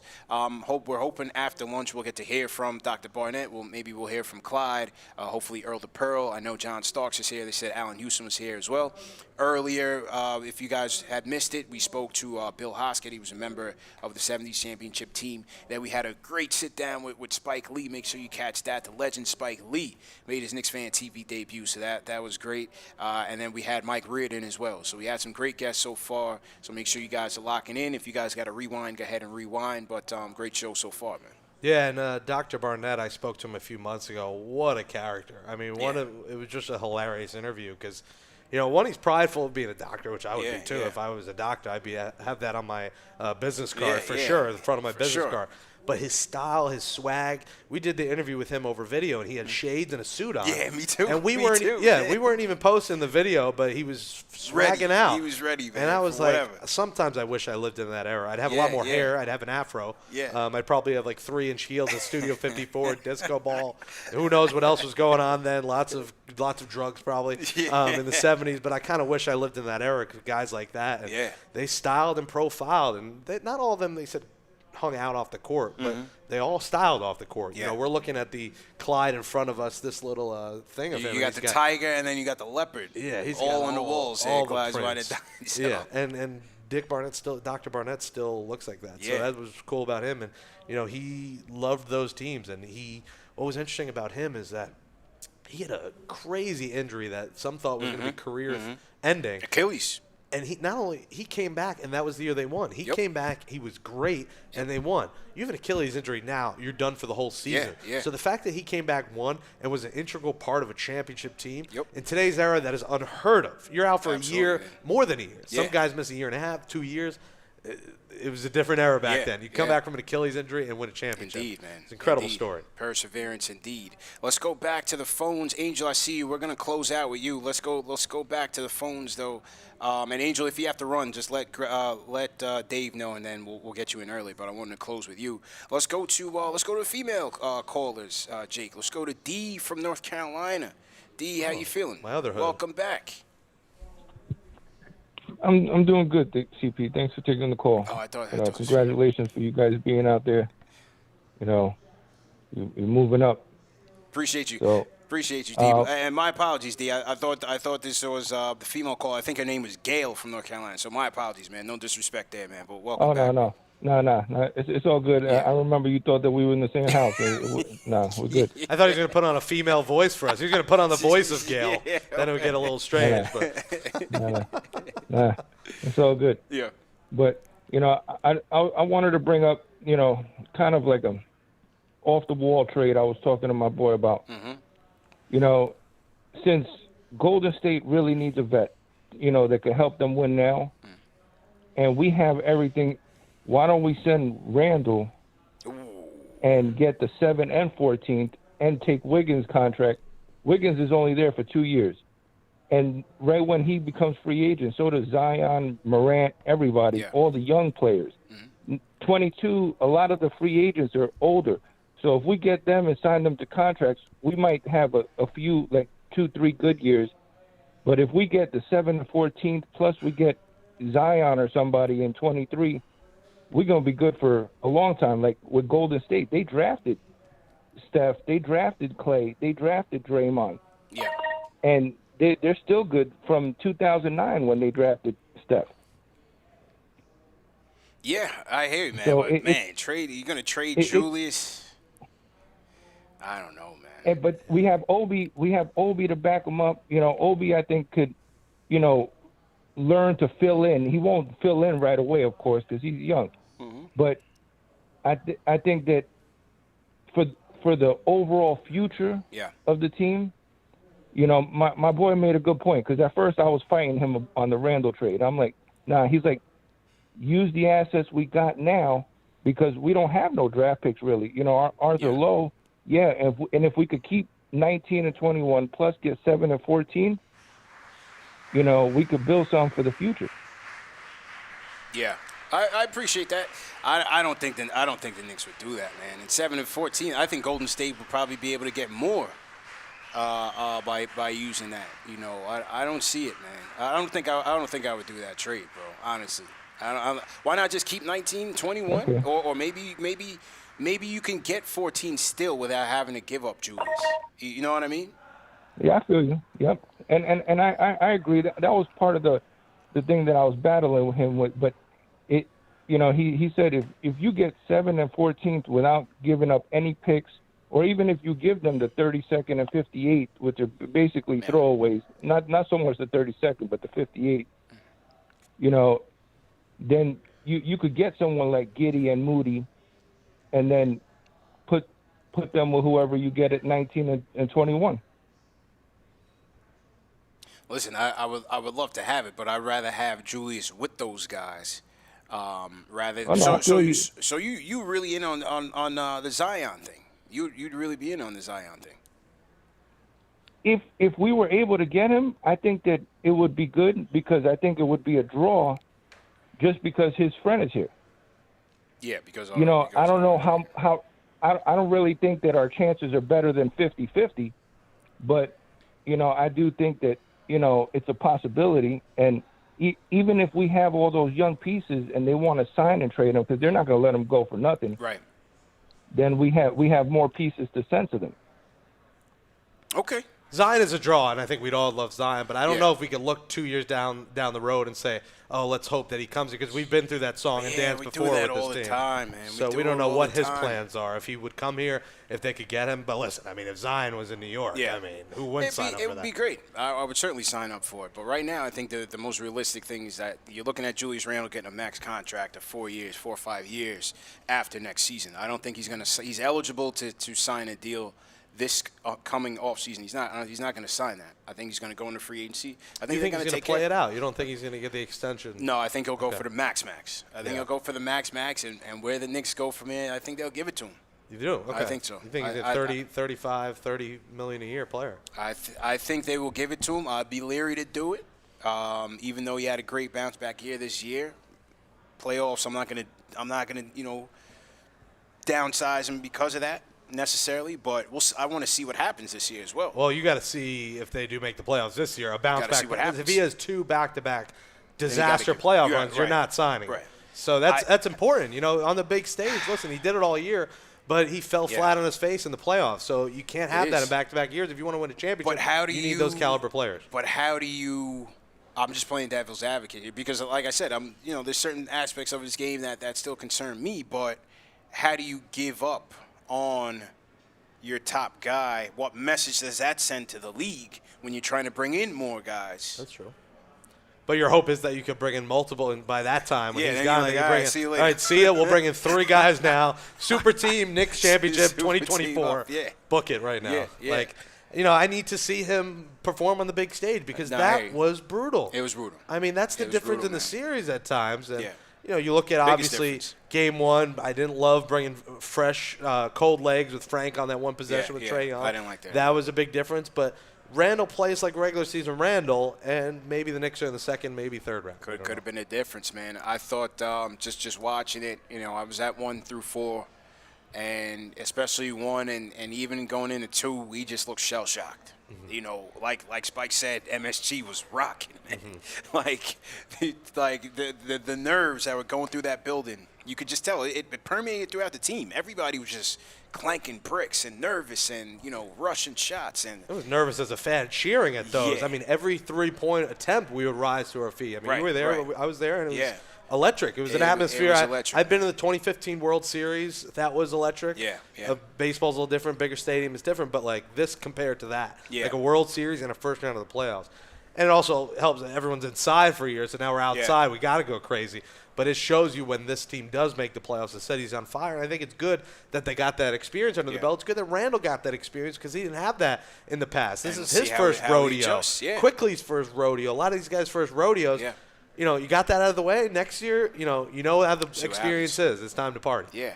I think, the thing that's going for him is that every year we've seen his game improve. Now, the previous season when he first got here, it was a bit of a disaster. He still put up his points, but he was turnover prone and making mistakes, and he wasn't making his team better. He was lousy from three. He was like 26% from three, absolutely terrible. This year, he came back with a chip on his shoulder. How much of that was empty fans in the seats? I went back and forth with Gilbert Arenas on that, because Gilbert Arenas was like, listen, once the fans get back in the seats, watch what happens. Mm-hmm. Those are empty stats. I was like, no, he's back. And so, didn't really deliver in the playoffs. So we'll see, man. And Randall, it was bully ball, and that's what this city needs. But then the Hawks played bully ball in the Knicks. So they took Randall's game and threw it right in their face. I mean, you saw Capella essentially laughing. And when Capella did that, I was mad as a fan. I'm like, beat these fools now. Yeah. And they bullied us. They bullied the Knicks that series. They and bullied them. we need to bully them back. We need to be the bully in the playoffs next April, May. I just thought with the Hawks, they had things a bit too easy. But I also felt like, and Spike came in and said as well, they were the better team. Mm-hmm. And they showed that against us. They showed that against Philadelphia, number 1 seed. Embarrassed them. Came back 26 points down. I forgot which game that was. Embarrassed Philadelphia. Beat them in that series.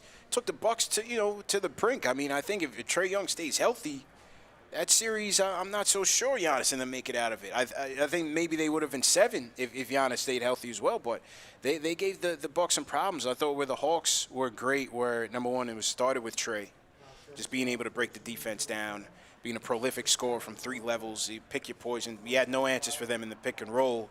And then they had not only 3-point shooters with Collins, Bogdanovich, Herter, and Gallinari, but all those guys could also put the ball on the floor. So even when you go and close them out, they can attack the closeouts, and then they can pass off of it. So their offense was just so dynamic. I didn't think the Knicks had a chance because our offense, yes, even at peak at times in the season, we had our moments. We couldn't keep up with that. Mm-hmm. We couldn't keep up with that. Yeah, they clicked at the right time, and give credit to Nate McMillan. He put that team together, and he had the interim label removed, and they were physical. They played tenacious defense, and you hate them, but you give credit to them. You give respect to them because they just outman the Knicks. And we need a couple of guys like that. I want to see Mitch Robinson bulk up and be that bully like Randall. Because if you could have 2 bullies in the paint, that's what you need. You need that physical presence, and then you need 3-point shooters because that's the name of today's NBA. You need shooters, man. And shout out Big Drake who said, what happens if Mitch is there? I do think Mitch would have made a difference because Mitch had a knack for being around the offensive glass and battling Capella for the boards. And then also when the Knicks got caught out in the pick and roll where they had to switch, Mitch was a way better perimeter defender than Noel. He could block shots. You've seen how he can block threes, but he also has that length, that wingspan that can kind of slow guys down, slow Trae down from getting around that corner. So you got to pay attention to Mitch. And like you said, I hope he takes the next step next season as well, man. And he teased us, bro, when he tweeted out the eye emojis. I'm like, he's coming back next game. And then on the injury report, like, what was it, doubtful? But I was like, all right, that's better than out. And 100%. I'm like, he's going to come back. And I thought they might. It must have been something with the medical team. They said, no, he's not 100%. But I was thinking about, let's throw him out there for 12 minutes, maybe shake things up. I didn't think they were going to rush him too much. So it was unfortunate. But yeah, hopefully he bounces back strong next season. Salute to everybody in the chat. Once again, hit that thumbs up button for you boys. Back to the phones we go. We heard from D. Let's go to Greg from New Jersey. Greg, how you doing? How you doing, bro? Good. Time caller? Good, man. I don't know if you have it on speakerphone, Greg, but if you do, just please take it off. All right, hold on. Yeah. No speakerphone, you hear me? guys. Everything good? Yeah, loud and clear. Much better, bro. Thank you, bro. All right, I'm sorry. I got a quick question, man. This is a great question. Everybody's talking about what pick and Chris Paul. Why don't we try to get Shai Gil-Alexander and T.J. Warren? What's your price? Shai Gilgeous ain't gonna come I'll cheap, give away bro. the picks. Give away the picks. Give away Kevin Knox. Give away Frankie. Anybody. See, we need Shai Alexander. You see, Greg, Ain't you're nobody doing in this it. draft is better than him, man. Greg, you're making that mistake that a lot of Knicks fans make, man. When they want a very talented player, then they're ready to give up all the guys who they were trashing all season long. Frank sucks. Kevin Knox sucks. Man, Sam Presti don't want those guys. Sam Presti has more than enough picks, Greg. He don't want those guys. I just think Shai fits in with Thibodeau. He plays defense. Bro. He's a big point guard. And then we add T.J. Warren at the wing. We're set. I agree with you 1,000% on those players, especially and T.J. Warren. I like him too. I think he's a sleeper who could help this team as well. But you got to pay to play, bro. Shai Gilgeous-Alexander could very well cost you RJ in a trade. Not Frank and Kevin Knox and 21-58. Bro, you got to pay to play, man. That's all I'm telling you. I'm not telling you not to get them. I'm saying I would love to have them, but you're going to have to pay a lot more than that, bro. And OKC already has a lot of picks. Isn't it better to pay Chris Paul $40 million, though? I mean, we have the cap for it. You know, a 2-year deal. Two-year deal. You know? CP3 can help us, Right? man. CP3 can help us, bro. But Shai is younger, and he'll be cheaper. No. Well, he won't be cheap in assets. Like I said, it could cost you RJ. It could cost you RJ, man. You know, think about it this way. They offered Shai and 6 for number 1 for Detroit, and Detroit turned it down. Yeah, you're right. You're right about that. You know. Yeah, I ain't trading RJ for Shai. Appreciate the call, though. Bro.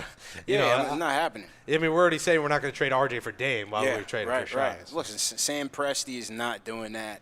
The best you could hope for is if you know Shai requests a trade. Then it's still out of his hands, but you know that's the best you could hope for. Yeah, is RJ Barrett untouchable in your mind? He's my guy. Is there a player in the league with a package that you would trade him for? Because if you're not doing Dame, when the time is right, then when the time is right. See, I wouldn't do an RJ trade for Dame now because we have nothing to build with. But if you tell me, you know, we get 2 other All-NBA types, I don't know who those guys are because Kawhi's out of the picture. I would love to get Beal. But if you tell me that, you know, you're at the moment where an acquisition of Dame is going to take you to over the Bucks, over the Nets, over Philly, then, yeah, you got to do what you got to do.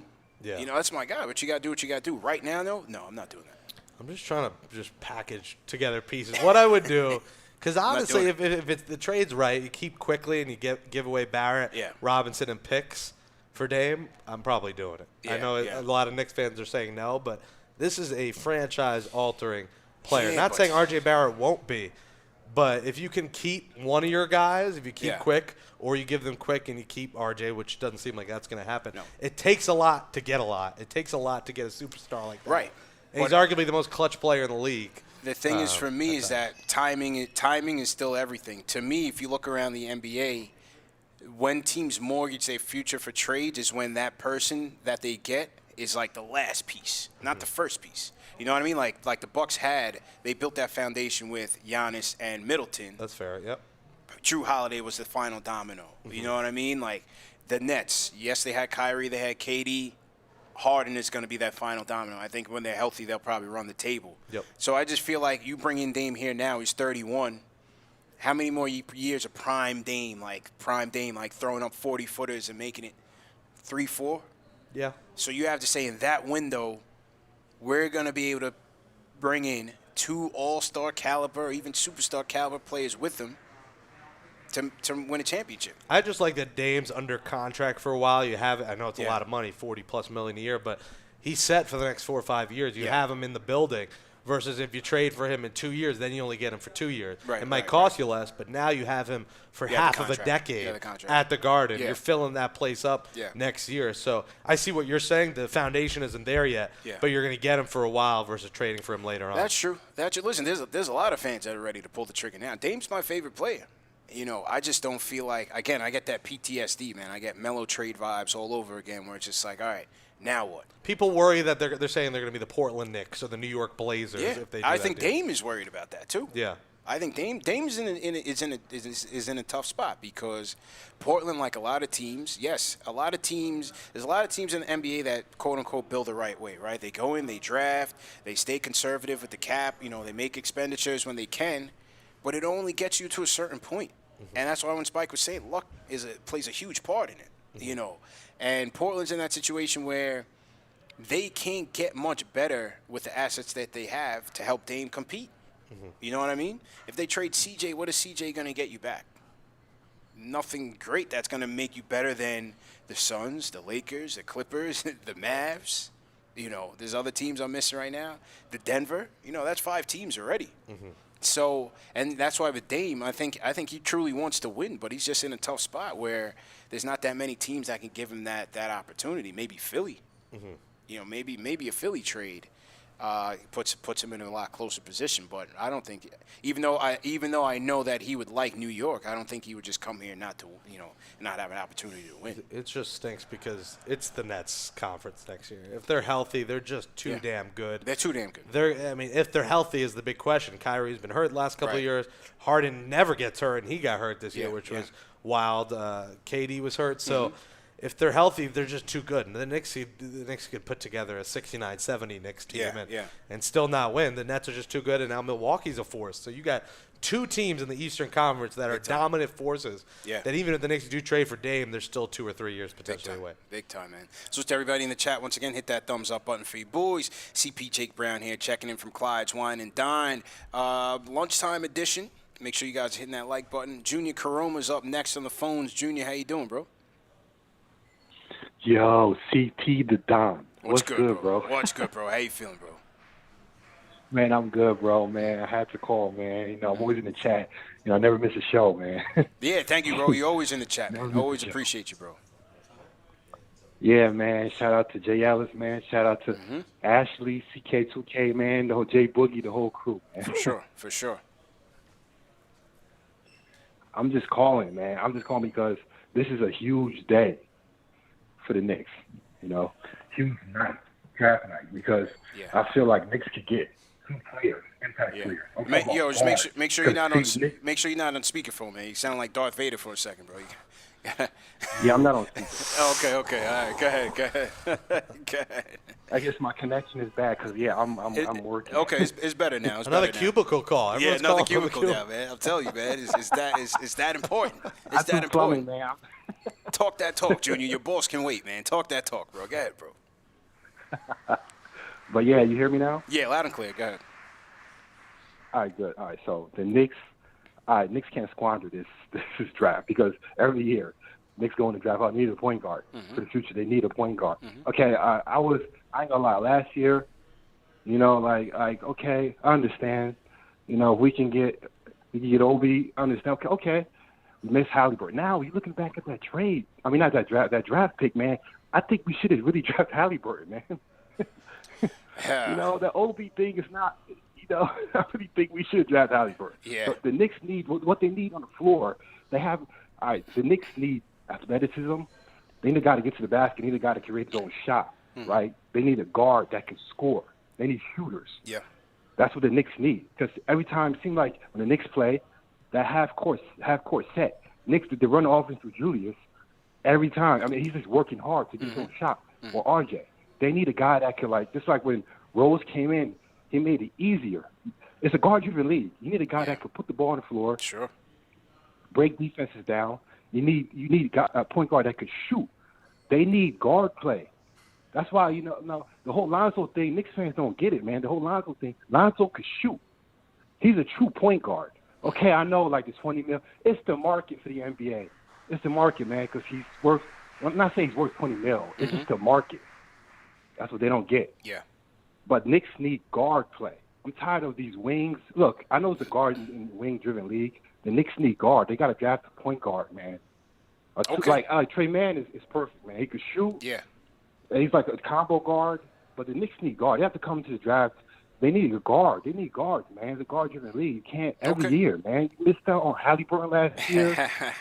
I like Obi. Obi, my guy, but they need guard play, man. All right. Every year, man. Appreciate the call, man. Appreciate the call, Junior. Junior never misses a show. Salute to Junior in the chat. Junior Caroma. He's a Giants fan too, so I respect him for that.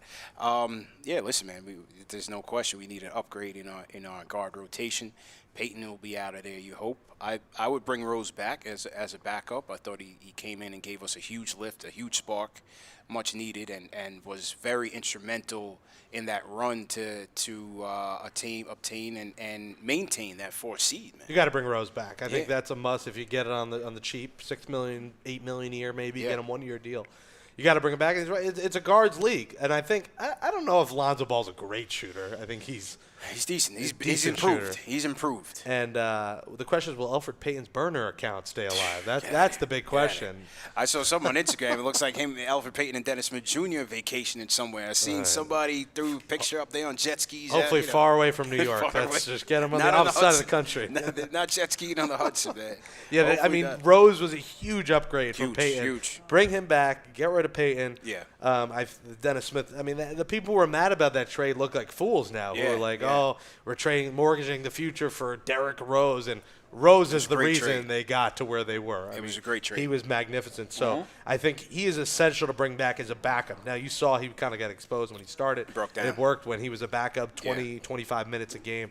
It's perfect, but you need a shooting guard. You need a guard that can shoot. Maybe that's Ball. That's why we love Chris Paul, because he is just as smooth. Mid-range king. Cool as the other side of the pillow. Snake dribble, mid-range stream. So a guy like DeRozan is a guard, that's a swing man that can shoot. Kawhi, another swing man that can shoot. Lowry, okay shooter, not great.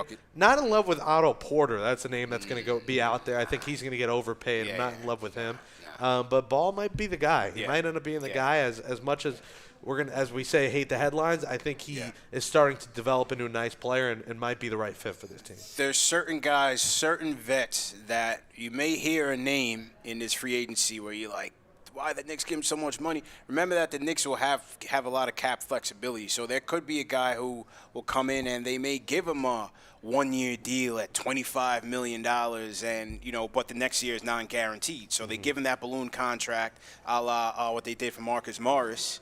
And then maybe they try to flip him at the deadline, or he's just a veteran that helps him win. So they'll be able to do those type of balloon deals again. Maybe that's what Lowry gets. Maybe they give Lowry 1 year $40, where the Pelicans may offer him a multiple-year deal, but a little bit less. Who knows? Maybe he takes it. Yeah, our guy Ian Begley, wrote a story that DeRozan and Spencer Dinwiddie are on the Knicks' radar. Okay. What are your thoughts on Spencer Dinwiddie? I like Dinwiddie, man. Even though he's a Knick nemesis, I like Dinwiddie. He's a bucket getter. Not the greatest shooter from three by any means, but I think he's a clutch bucket getter. I like Dinwiddie a lot. I like his tenacity. Obviously killed the Knicks. I wouldn't mind bringing Dinwiddie in here, maybe, something in the teens, 16, 17. He's coming off the ACL injury as well, so stock is a little bit down. But I would definitely bring in Dinwiddie. DeRozan, had a good year, had a great year with the Spurs. Again, another mid-range assassin. I'm not sure if I would bring him in, with his type of usage. Doesn't shoot the three ball that well. I think I would go Dinwiddie over DeRozan if I had my choice. Quickly, Rose. If that's your opening night, Knicks point guards rotation. What do you think? I like it. I like it. Yeah, I like it. I don't think, the upper echelon guy who's Paul, he's out of the question. So you're looking at more mid-tier. The thing with Dinwiddie is he can get you some points. He can get you some buckets as well. And so I don't remember how many assists he had averaged with the Nets before he got hurt. Maybe around either between 4 and 6. But certainly a capable passer. More of a combo type of guard. But yeah, I would definitely sign up to bring Dinwiddie here. He's going to be asking Dolan for his contract in Bitcoin. You know what I'm saying? Well, 2019, he averaged 6.8 assists a game. 6, right. 20.6 points a game. Yeah. Obviously, before Kyrie and everything. Right. I like Dinwiddie, too. I think he would be good, and he's not going to cost a lot. He's coming off the ACL. Maybe he gets a prove-it 1-year deal, 2-year deal. If you get him 1 year, $15 million, something like that, I sign up for that in a heartbeat. I would. Now DeRozan also just recently went on with Shannon Sharp's podcast and said he's prioritizing winning.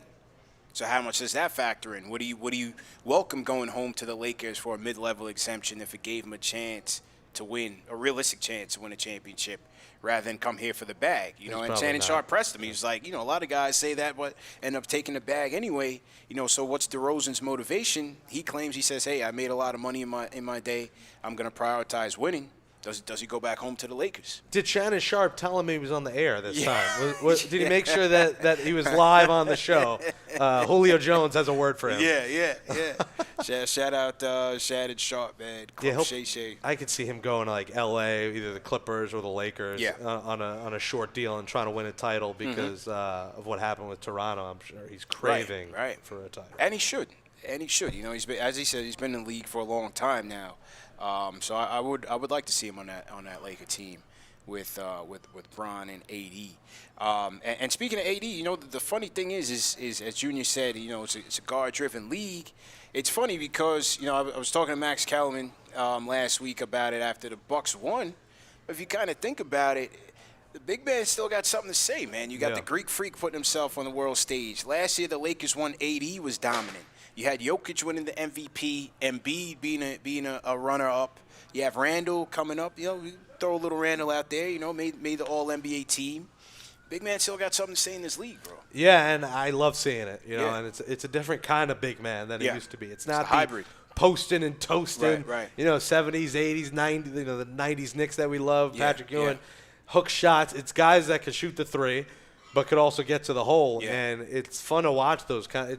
It's like a hybrid kind of big man now, and we've never seen this before. So you appreciate it because it's so few and far between. There's just not a lot of them out 100%. There. So it's a different brand of basketball that I like watching. Yeah, as you said, man, these guys can step back out of the three-point line. I mean, sometimes watching Joel Embiid, I'm like, you're not supposed to be doing that, bro. But, you know, he's able to do it, man. Well, that's what we thought about Randall, you know, not this year, but last year. We were scared every time he shot. We're like, what are you doing? Bully ball. But this year he mixed the bully ball with the three-point shooting. He worked on his shot. It was a lot smoother of a shot that he had. It was filthy, bro. And if these big men want to work on it and can do it effectively, I don't want to see a 30% center shooting threes. Right. But Randall shot, close to 40% from out there. Yeah, he hit 40, man. And Randall was, I mean, sometimes I thought I was looking at Carmelo's arsenal, man, with some of the moves that he was busting out.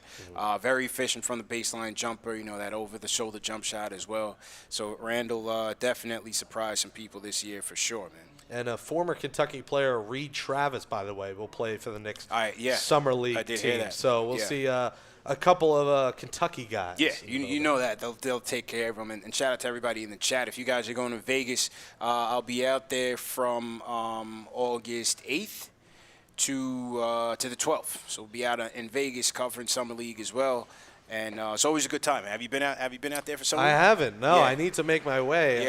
My guy, the Junkyard Dog, is out in Vegas. Shout out Junkyard Dog, he'll be in Summer League. You might see him there. Yeah. But will you make it to the games, or will you be at the blackjack table, or somewhere else? I'll be at both, man. I'll definitely be at the games, and then, you know, nightcap, you know, how I'm feeling. If we get a win, I'll spend a little bit more time at the blackjack table, a little roulette, a little three-card. I kind of rotate around there, watch the tables a little bit, see what's going on. You know, they say you're not supposed to watch the roulette board too much. I always watch the board and think I know what I'm doing. Roulette's more of a crapshoot. I feel like blackjack is more skill. I know it's a game of luck still, but it definitely takes some skill. But I'm excited. I like to see those young guys play. Yeah. It's interesting. And my guy is Charles Jenkins, went to Hofstra and plays overseas. The dynamic of the Summer League and maybe trying to make the G League versus going and getting a check overseas. Yeah. The money overseas is a lot more than if you're in the G League. And some of those kind of guys have to make that decision. Yeah. Do they want to play in Serbia for $250,000, or do they want to play in the G League for $75,000 with a chance at the league? And it's interesting, those kind of stories, because that is a life-changing decision. Do you go overseas away from your family to secure the bag, or do you chase your NBA dream to maybe be a 12th or 13th man? Yeah. You're going to see a lot of those guys in the draft this year, guys that didn't have a ton of college experience, who are going to say, hey, should I go to Russia to make $500,000, have my rent paid for, they give me a car, they give me housing, or fight for my life to maybe be a backup in the G League. These are stories we don't hear a lot about, but a guy like Reed Travis might be one of those guys that decides overseas or G League and chase the dream here. True story, man. True story indeed. And some leagues great because you pay $40 and you could stay all day. You watch about 7 to 10 games, or like I think 8 games. All 30 teams are going to be there this year, rather than they used to split time between Vegas and Orlando. So now everybody's in Vegas. So it's a good time. You know, you pay your money and you watch all day. You see some of those guys now, and Charles is in the basketball tournament on ESPN. Yeah. Who go into that, or the big three. They play three. these cast-offs or guys who played overseas in these leagues. So it's a good opportunity to see, the future players and to see guys who might go play elsewhere. Love those journeys, love those stories. Yeah. So I'm curious to hear how that goes for you, the G man. League. Appreciate it, man. A famous Knick who had a great story was Anthony Mason, man. Mace. Rest in peace. He came in, was drafted by Portland, gets cut. Goes around, he goes to the Nets. His old coach, his old high school coach, was friends with Willis Reed, who was the coach of the Nets. Gets an opportunity with the Nets, doesn't make it there. Goes to Denver, doesn't make it there. Goes to Venezuela, goes to Turkey. And then in 91, gets an opportunity to try out. Knicks general manager, Fuzzy Zeller, sees him there. And the rest was history, man. That was the same year they hired Riley. And the rest was history, man. He gets his chance just off of a summer league, just a summer league tryout. Chris Childs is another guy who had an interesting journey. CBA, playing overseas, playing in leagues and I've never heard of before that are extinct now. And look, he came to the Nets, came to the Knicks, made his impact felt. A guy who's a great interview. Always, he doesn't avoid the Kobe fight question. Doesn't That's the avoid classic it, man. Chris Childs does question. Not avoid it. Does not avoid so it. he's another guy with one of those journeys, and some of these guys, it takes a while. They may be 28, 29, played in 12 different countries and 8 different leagues, but they find their way here, and this is when you see those guys. You see the undrafted players who make it, these G League players who make it.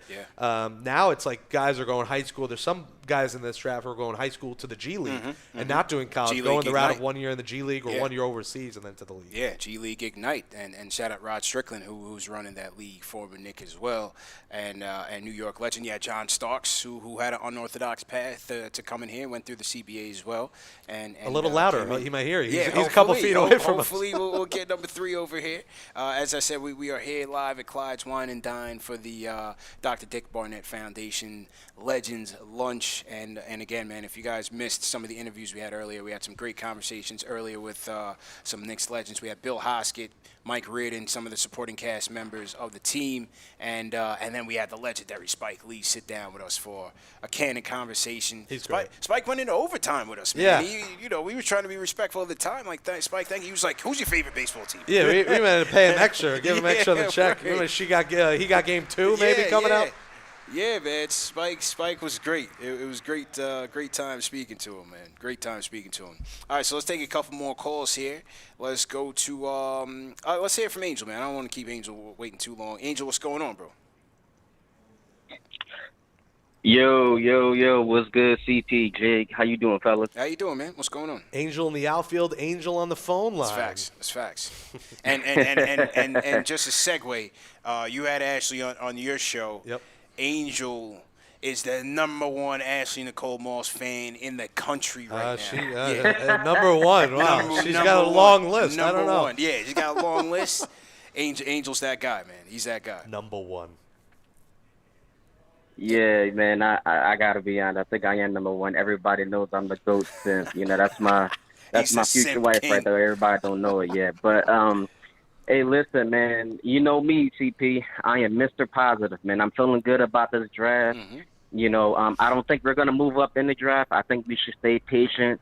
And the first thing we gotta do, man, just pick the best available talent, man. Yeah. Now, my choices is this, if Trey Murphy is there, I definitely think they're taking him. But if he's not there, how would you feel about this? If the Knicks walk away with Cameron Thomas from LSU and Quentin Grimes, we got to fulfill that guard position, man. Like, we were a 4th seed with no point guard. Everybody makes it seem like we need so much help and, we got to get all these, superstars. Listen, build first. If you look at the great teams in the NBA right now, look at the Golden State Warriors. They built that team through the draft.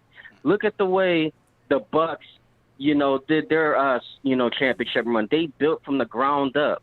We got to stop trying to be like everybody else and getting all the superstars. Hey, listen, man, build the talent first, build the team up. The coaches, they got to evolve their game as well, develop these players, but they got to develop as well, man. When it comes to Coach Tibbs, I don't want to see Randall playing one-on-one all game. You know, I don't want to see the ball just in his hands. Move the ball. You know, that's why we need a better point guard and a better shooting guard. You know, I don't want to see Bullock starting. I want to see him coming off that bench if he's, you know, if he comes back. But listen, man, like we were a 4 seed and we could only get better. The sky is the limit, man, and we just gotta stay patient, stay the course. If I'm making a trade for another player, bring that boy Malcolm Brogdon into New York, man. That's a great point guard, man. Let's just stay patient. And then, you know, if you want to hit that home run in free agency next year, then you hit that home run. But let's just stay patient, man. And as always, guys, thank you for taking my call, guys. Appreciate it. Let's go, Nick. Let's go. Angel, appreciate the call, man. Always appreciate it. Never misses a show. On Cam Thomas, listen, Cam Thomas also revealed yesterday that he met with the Knicks. He said he had a positive interview with Coach Tibbs. He said that Tibbs told him that he'd be an ideal fit with the Knicks. Now, Cam Thomas, he's a bucket getter out of LSU, and that's what he's going to give you. You know, according to what the scouts are saying, he's going to get you some buckets. May not pass the ball too much, and defense isn't his favorite thing to do. So we'll see. You know, those things can change at the next level, but we do know that this guy can get you some buckets, man. So he could be a pick maybe at 21. I don't think they'll stretch up to get him. And then Quentin Grimes out of Houston. I really like Quentin Grimes. He was a recruit out of Kansas, went to Kansas, left, went into the pre-draft process last year, decided to come back to school, but Kansas had already given away his scholarship. Ends up going to Houston, has career highs in points, rebounds, three-point attempts, three-point percentage, and was one of 3 people in the NCAA to knock down 100 threes. I think he can be an instant 3-and-D guy at the next level. And he's a guy the Knicks could potentially get later. Some mocks have him in late 30s, early 40s.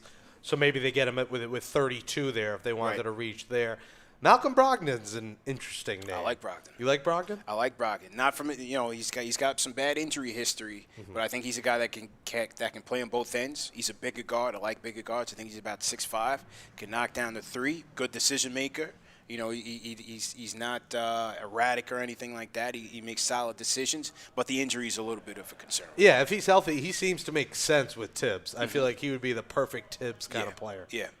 Yeah, I like Brogdon a lot, man. So, but like Angel said, let's just stay patient. I think the Knicks will. You're hearing some names coming out there.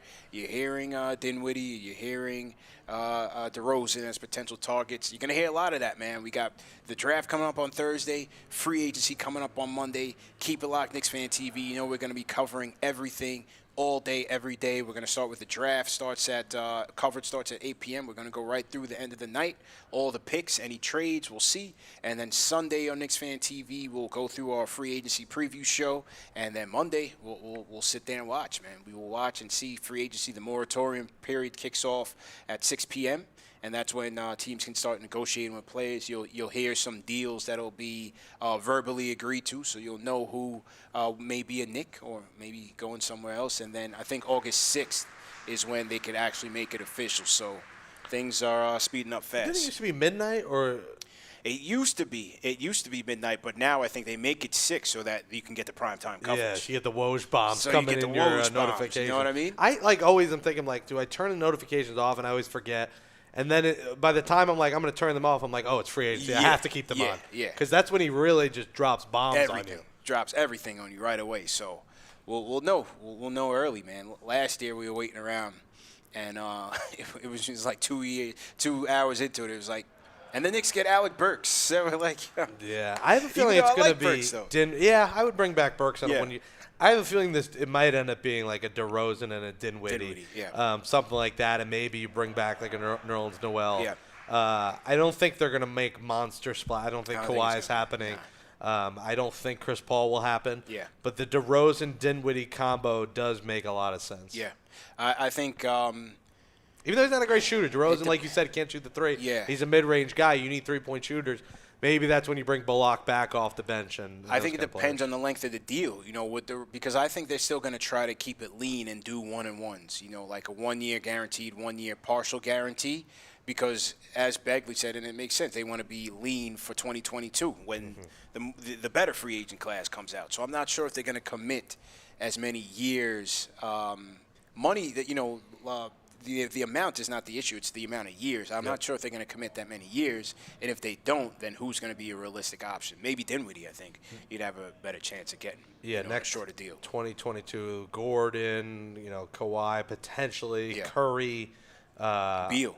There's definitely some interesting names, but it's always the wait and see. I feel like we're always like, all right, always that's waiting summer. for next year. It's like death, taxes, and waiting and seeing on the next yep. draft class Yep. or the free agent class. It seems like it's a Knicks tradition as old as time. Always waiting on the cap space. Always waiting on next year, man. We've been doing it for ages, man. Okay, back to the phones we go. Let's go. This looks like a new caller, Mark from Rockland County. Mark, how you doing, man? I'm doing well. How are you guys doing? Good, man. What's going on? Really appreciate everything you do for the Knicks community. Thank you. It's really awesome. Thank you very much. I just wanted to point out, as far as the draft is concerned, first, we have so many different options. I mean, we got literally 90 just counting seconds. off the top of my head, at least 8 to 10 different players that we could take. I think we're really in the sweet spot of the draft.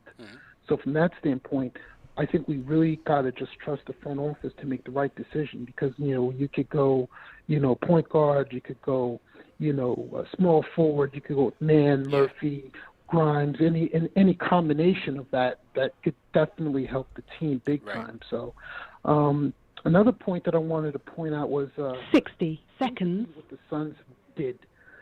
I don't think people remember that before this year and before the bubble last year, the Suns were straight garbage for 5 years.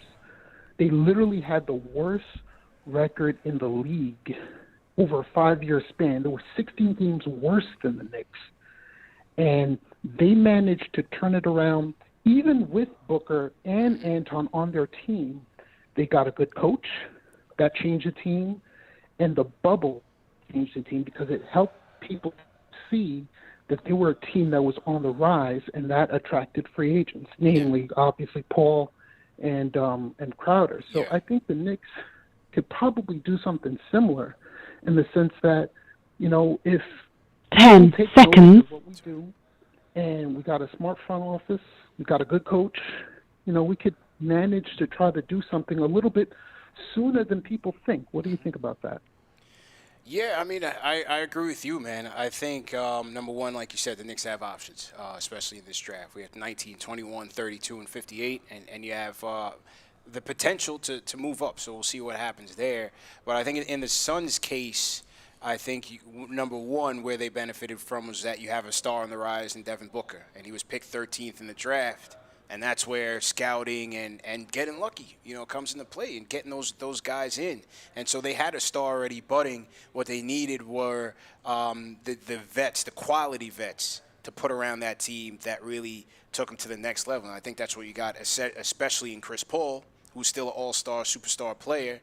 And then Crowder, to me, was another quality vet, a 3-and-D guy, your enforcer, so to speak, in this wave of NBA, if you want to call it that. But a guy that brings some toughness, some defense, some physicality, and that can kind of emanate around the team. And so I thought those guys both really elevated that team. Those are all important pieces. You saw with the Heat when they added guys like Ray Allen and added those final Mike Miller. Right. It's those bench players are what make championship teams teams. Just like in baseball, it takes all 25, now 26 guys to get the job done. With the Mets case, it's 60 guys this year because they have everyone hurt.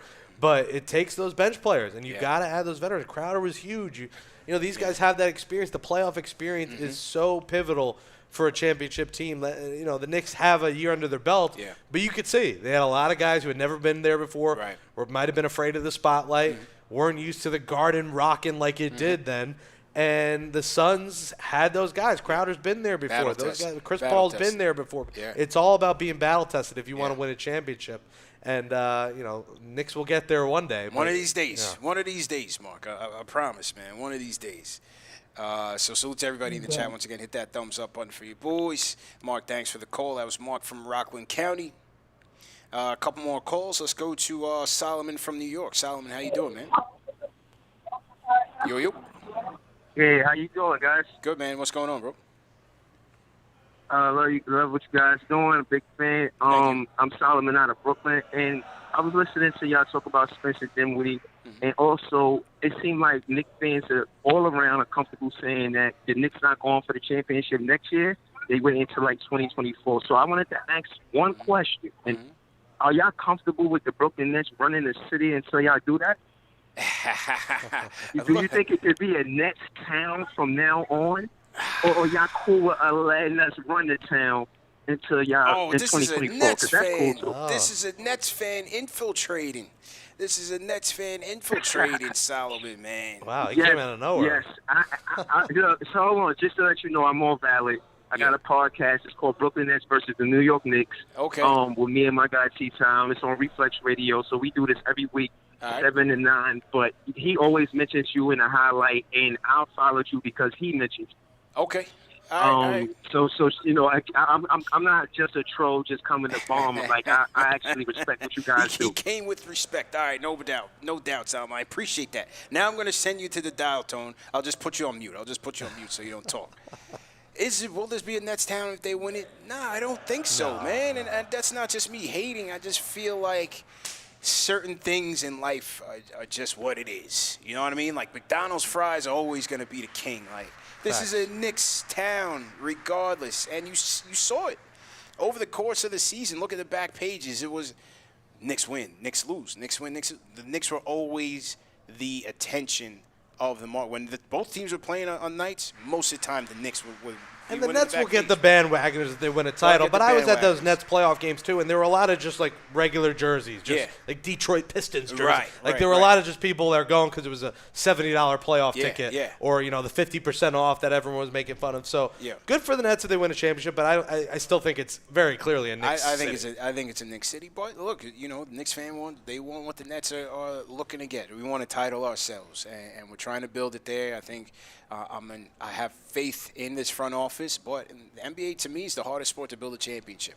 in. And like I keep saying the L word, but a lot of luck plays into it, man, in terms of who you're able to draft. Are you scouting well? Are you drafting well? Are you making that timely trade that puts your team over the top? There's a lot that have to break right for you. You know, there's a lot that broke right for the Bucks and the Suns to get to the finals, including a lot of injuries. You know, does the Suns team beat a healthy Laker team? I don't think so. Do they beat a healthy Clipper team with Kawhi Leonard? I don't think so. So, do the Bucks get past the Nets if Kyrie Irving is there and James Harden is more than 10% of himself? Or if Kevin Durant's foot, or if his foot, if he has one size smaller. So.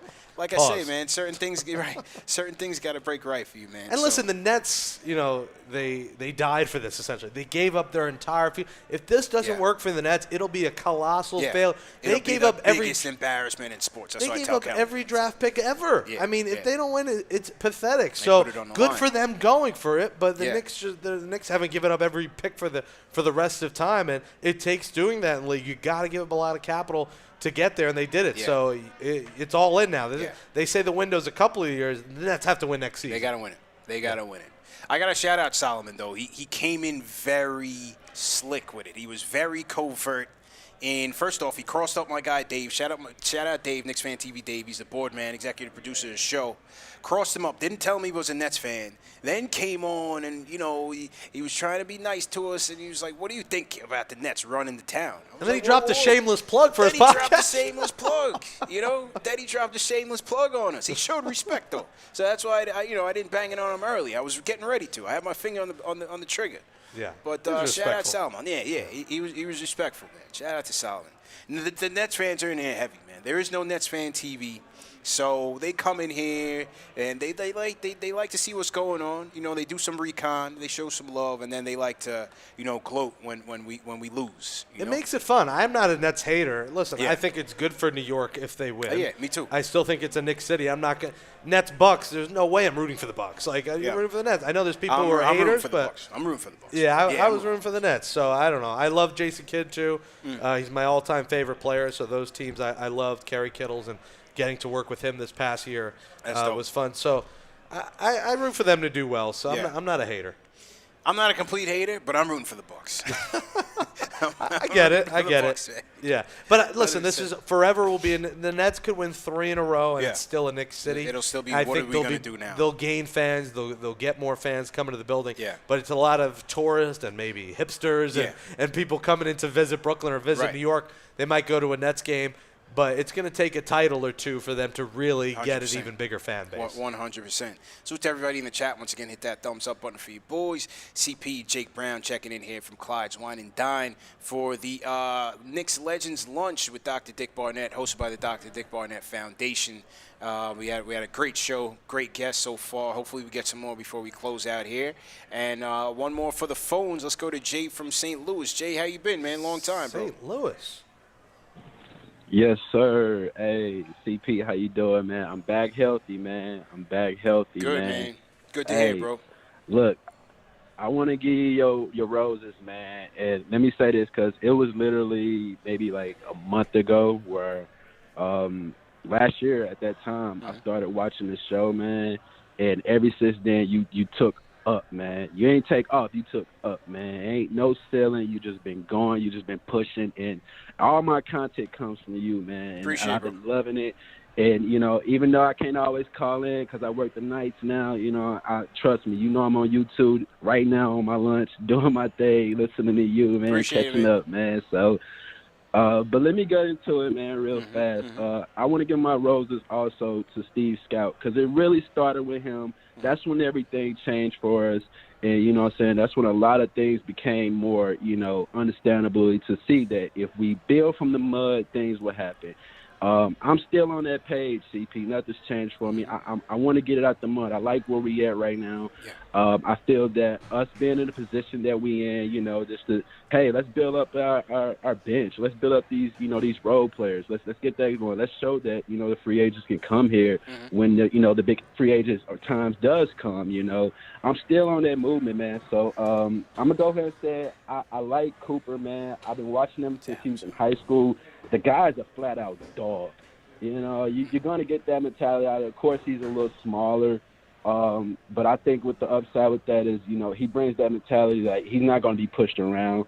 I like Murphy a lot as well. Again, that goes back to the whole Virginia upside thing. You know, those guys that come out of that, they're mentally prepared for the NBA. Yeah. They're not, give me the name of the first guy. I heard Murphy. Who was the name of the first guy you like? Sharif Cooper. I'm sorry. Okay. Yeah, guy's a flat-out dog. I got to watch 2 of his high school games before he committed to Auburn. The height does play a big factor. It really does. Yeah. But I think when you got a dog like that and somebody that can be on your bench, he can definitely bring that for us. And, again, you know, I think us continue to be patient. Let's continue to, you know, show that we can be a team where free agents can come to, you know. Like my man Jay from Florida, you know, I pay attention, you know. Yeah. It's not being a Debbie Downer, it's just the truth. You know, you can't build a team overnight unless you know, got the attractions. But for us, I like where we're going, and I want to keep it that way, man. Much respect, CP. I'm going to keep watching as much as I can, man. Much love. Appreciate the love, Jay. Jay from St. Louis. Shout out to everybody in the Lou, man. Never misses a show. Definitely appreciate the love, man. And, yeah, he brought in two names that, you know, I think are very much on the Knicks radar, and that's Sharif Cooper, the point guard out of Auburn, and Trey Murphy III, the 3-4 out of Virginia. 3-4 out of Virginia. Now I want ribs. I mean, St. Louis just came up. I want some barbecue. I mean, that's the only thing on my mind now. It's taking over. I'm starving. But I mentioned Cooper earlier. Yeah, I said I was worried that he's young, doesn't have a lot of experience on the college level, but the guy lit it up when he did play, so he's an option for sure. He lit it up, man. And, like, yeah, listen, the height is certainly a concern for me, especially with the fact that he hasn't established his jump shot yet, but that's something that guys can work on. And if you can become an adequate or average shooter, you got to be somebody that the defense respects, though, because we've seen it too much on this team in particular where they're not even respecting anything that Elfrid Payton is doing. You know what I mean? And so now you're playing 3-on-5 because they're not respecting what Nerlens Noel is doing out there. And I thought that was a big factor in the Hawks series, man. I'm watching Game 1. Game 1 starts off. They have John Collins on Elfrid Payton, and he's damn near at the free throw line, and Elfrid Payton's at half court. He's waiting on him. He's waiting on him to drive, take away his drive. And then you had Capella, who said, forget about Nerlens Noel. I'm wherever Julius Randle's going, I'm going. I don't even care what Nerlens Noel is doing because he has no hands and he can't shoot. Bog down the offense. That's the only thing I worry about with Mitch Robinson is he's dunks and that's it. He's got no hook shot. He's got no jump shot. He's got no free throw. He's really a liability at the free throw line. That's something he's got to improve on. I said we saw the video of him draining threes in whatever gym he was in. Well, I mean, not that I want to see that in the NBA court, but where is that game when we watch him? The Knicks can't keep having these guys who are a liability on offense. You need shooters out there, and they didn't have a lot of that. And you saw that in the playoffs. They shot terribly. Yeah, they shot terribly, man. I think in the case of Mitch, having a point guard that can be a true threat at the rim and that can excel in the pick and roll, Mitch he'll be bananas, because then you can get him in the lobs. You got to respect his lobs, or you got to respect that point guard, getting to the hole and finishing at the rim. That's another area where the Knicks didn't excel, was finishing at the rim. RJ, Julius, Peyton, Noel Rose, didn't at times. Well, Noel and Robinson to me are similar type of players. You need two different guys. If you're going to have a Robinson, you need a center that could make a 12-footer. Sure, yeah. You need that you need balance. both worlds, there. You need that balance, man. So. It's going to be interesting to see, man. But I think the bottom line, or the overall theme of this Knicks offseason, is options. They have a ton of options, whether it's in the draft, free agency, trade. Now, it may not. You don't look for the blockbuster, because I don't see it this year. But they have options that I think will come in, fit rotational slots on this team, and make this team better. Now, will they make the 4th seed again? Pressure will be on. I don't know. But. Well, next year is going to be what, 82 again? Or they're going back to 82? So that's going to make a difference, too, because, listen, that's 16 games makes a big difference. So I think that might have helped the Knicks in some ways. It could maybe hurt them next year when you got more games to play. Maybe they don't get that 4 seed if they were playing 82. Maybe not, man. I also thought the grind to keep that 4 seed, not to make excuses, but even with seeing with Rose, man, I remember that Laker game when they lost that tough game in L.A. in overtime, and they were on a 6-game West Coast trip, and it was the last game of the trip. They ended up, I think, splitting the trip, which is what you wanted. But I thought that trip, the timing of it, and then them racing for the 4 seed, I think it took a lot out of them too. That was a gut check. That loss, you thought that things might unravel there, and they didn't. Yeah. So that kind of trip, you're thinking, when you saw that in the schedule, you're like, damn. Goodbye home court. Yeah. The fact they still got home court was a miracle. Yeah. Unfortunately, Atlanta decided to turn on the Jets. Man. And here we were thinking we want the Hawks. We were going crazy. We're like, yes, we got the Hawks. We avoided everyone else. And then, can I take that back? Got completely no washed, man. Absolutely washed, man. So, yeah, that's the story, man. Angel, I don't know if Steve's within a eye's reach. Just let's get Clyde over here. Let's get Clyde. Let's get Starks. Yeah. I keep looking at the statue thing with the suit. I want to see what suit he's rocking. We got to get Clyde in here. I feel like the people are waiting on Clyde, We got to at least discuss his blazer selection. I love getting a stylish blazer because of Clyde. I pride myself. I got a gold one. The start of the pandemic, the last night before the pandemic, I was at a party. And hate to name drop here, but French Montana was in the corner. Okay, all right. And then I show up late. I missed Elvis Duran and Dr. Oz were there. All right. I didn't know until I left the party. Hamptons? No, it was in the city, Midtown. I think Lounge 48. It was March 12th. Yeah. You judge me. Sunday, I saw Celine Dion in concert. Flex. Thursday, I'm at a party with French Montana. Those are hot tickets, man. And I remember that night, I ordered 2 gold blazers on Amazon. Yeah. I was clearly just hammered, and I was like, let me try and look like Clyde. That's how Bezos got to the moon. You're just clicking. Let me get this. Let me get this. Senior prom gold blazer. And I'm like, I don't look anything like Clyde, but I like to think it was something like it. Buy now, ship today. Yeah, got it tomorrow and never wore it again. So. Yeah, I mean, if they're available, we'll take them. Yeah. Yeah, the post game. They have lunch in them now, so they might be in a good mood. We don't. If they could bring a plate over here, I'd take that. Couple chicken fingers, Clyde. A turkey sandwich. Maybe the Chick-fil-A would be nice right now. Yeah, just a couple, man. So we're here, and we'll have some guys coming in now. So. Just hang tight. So to everybody in the chat, once again, hit that thumbs up button for you boys. Shout out King Katona 14. He says, Jake name dropping more than the game. Yeah, I'm sorry. I had to do it. It related to the gold suit. If it didn't relate, I wouldn't have done it. Of course. That was one of my first big interviews with French Montana when I was 23. Dope. Time. Yeah. Got rid of it. It's a funny picture because me with a receding hairline. Most people have never seen that. But I remember being so nervous and he was just so calm. And it was when he was having the beef with the vodka. It was 50 Cent effing vodka versus Ciroc Boys. Yeah, right. And I got him to say Ciroc Boys, and I was happy about that. No doubt.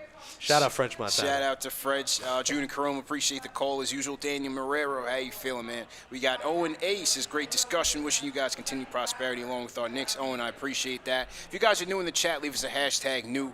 We will shout you guys out I as gotta well. say, CP, thanks for having me here with you guys. Appreciate it, I appreciate it was your a great grind. show. Appreciate the great show. We're having a lot of fun. We still got hopefully some guests coming. Hopefully, man. We got Spike was awesome. You know, Spike was Riordon incredible. talking about Wilt was cool. Yeah. Bill Hosket was cool. So hopefully Yeah. we get a few more. But you know, I see your growth with Knicks Fan TV has been Appreciate it. fun, and the post games you do, and interacting with the fans, and even getting callers on a freaking Tuesday in July Lunchtime. to We have got guys callers. sneaking away. You got cubicle callers here we in got the middle of guys sneaking July. away, It's man. 90 It's degrees, fantastic. CP. Yeah, so yeah. the Knicks fans are true and through. You're true and through, and true, I'm man. glad to be a part of it Appreciate today. it, man. Appreciate it. I thought it was a great show.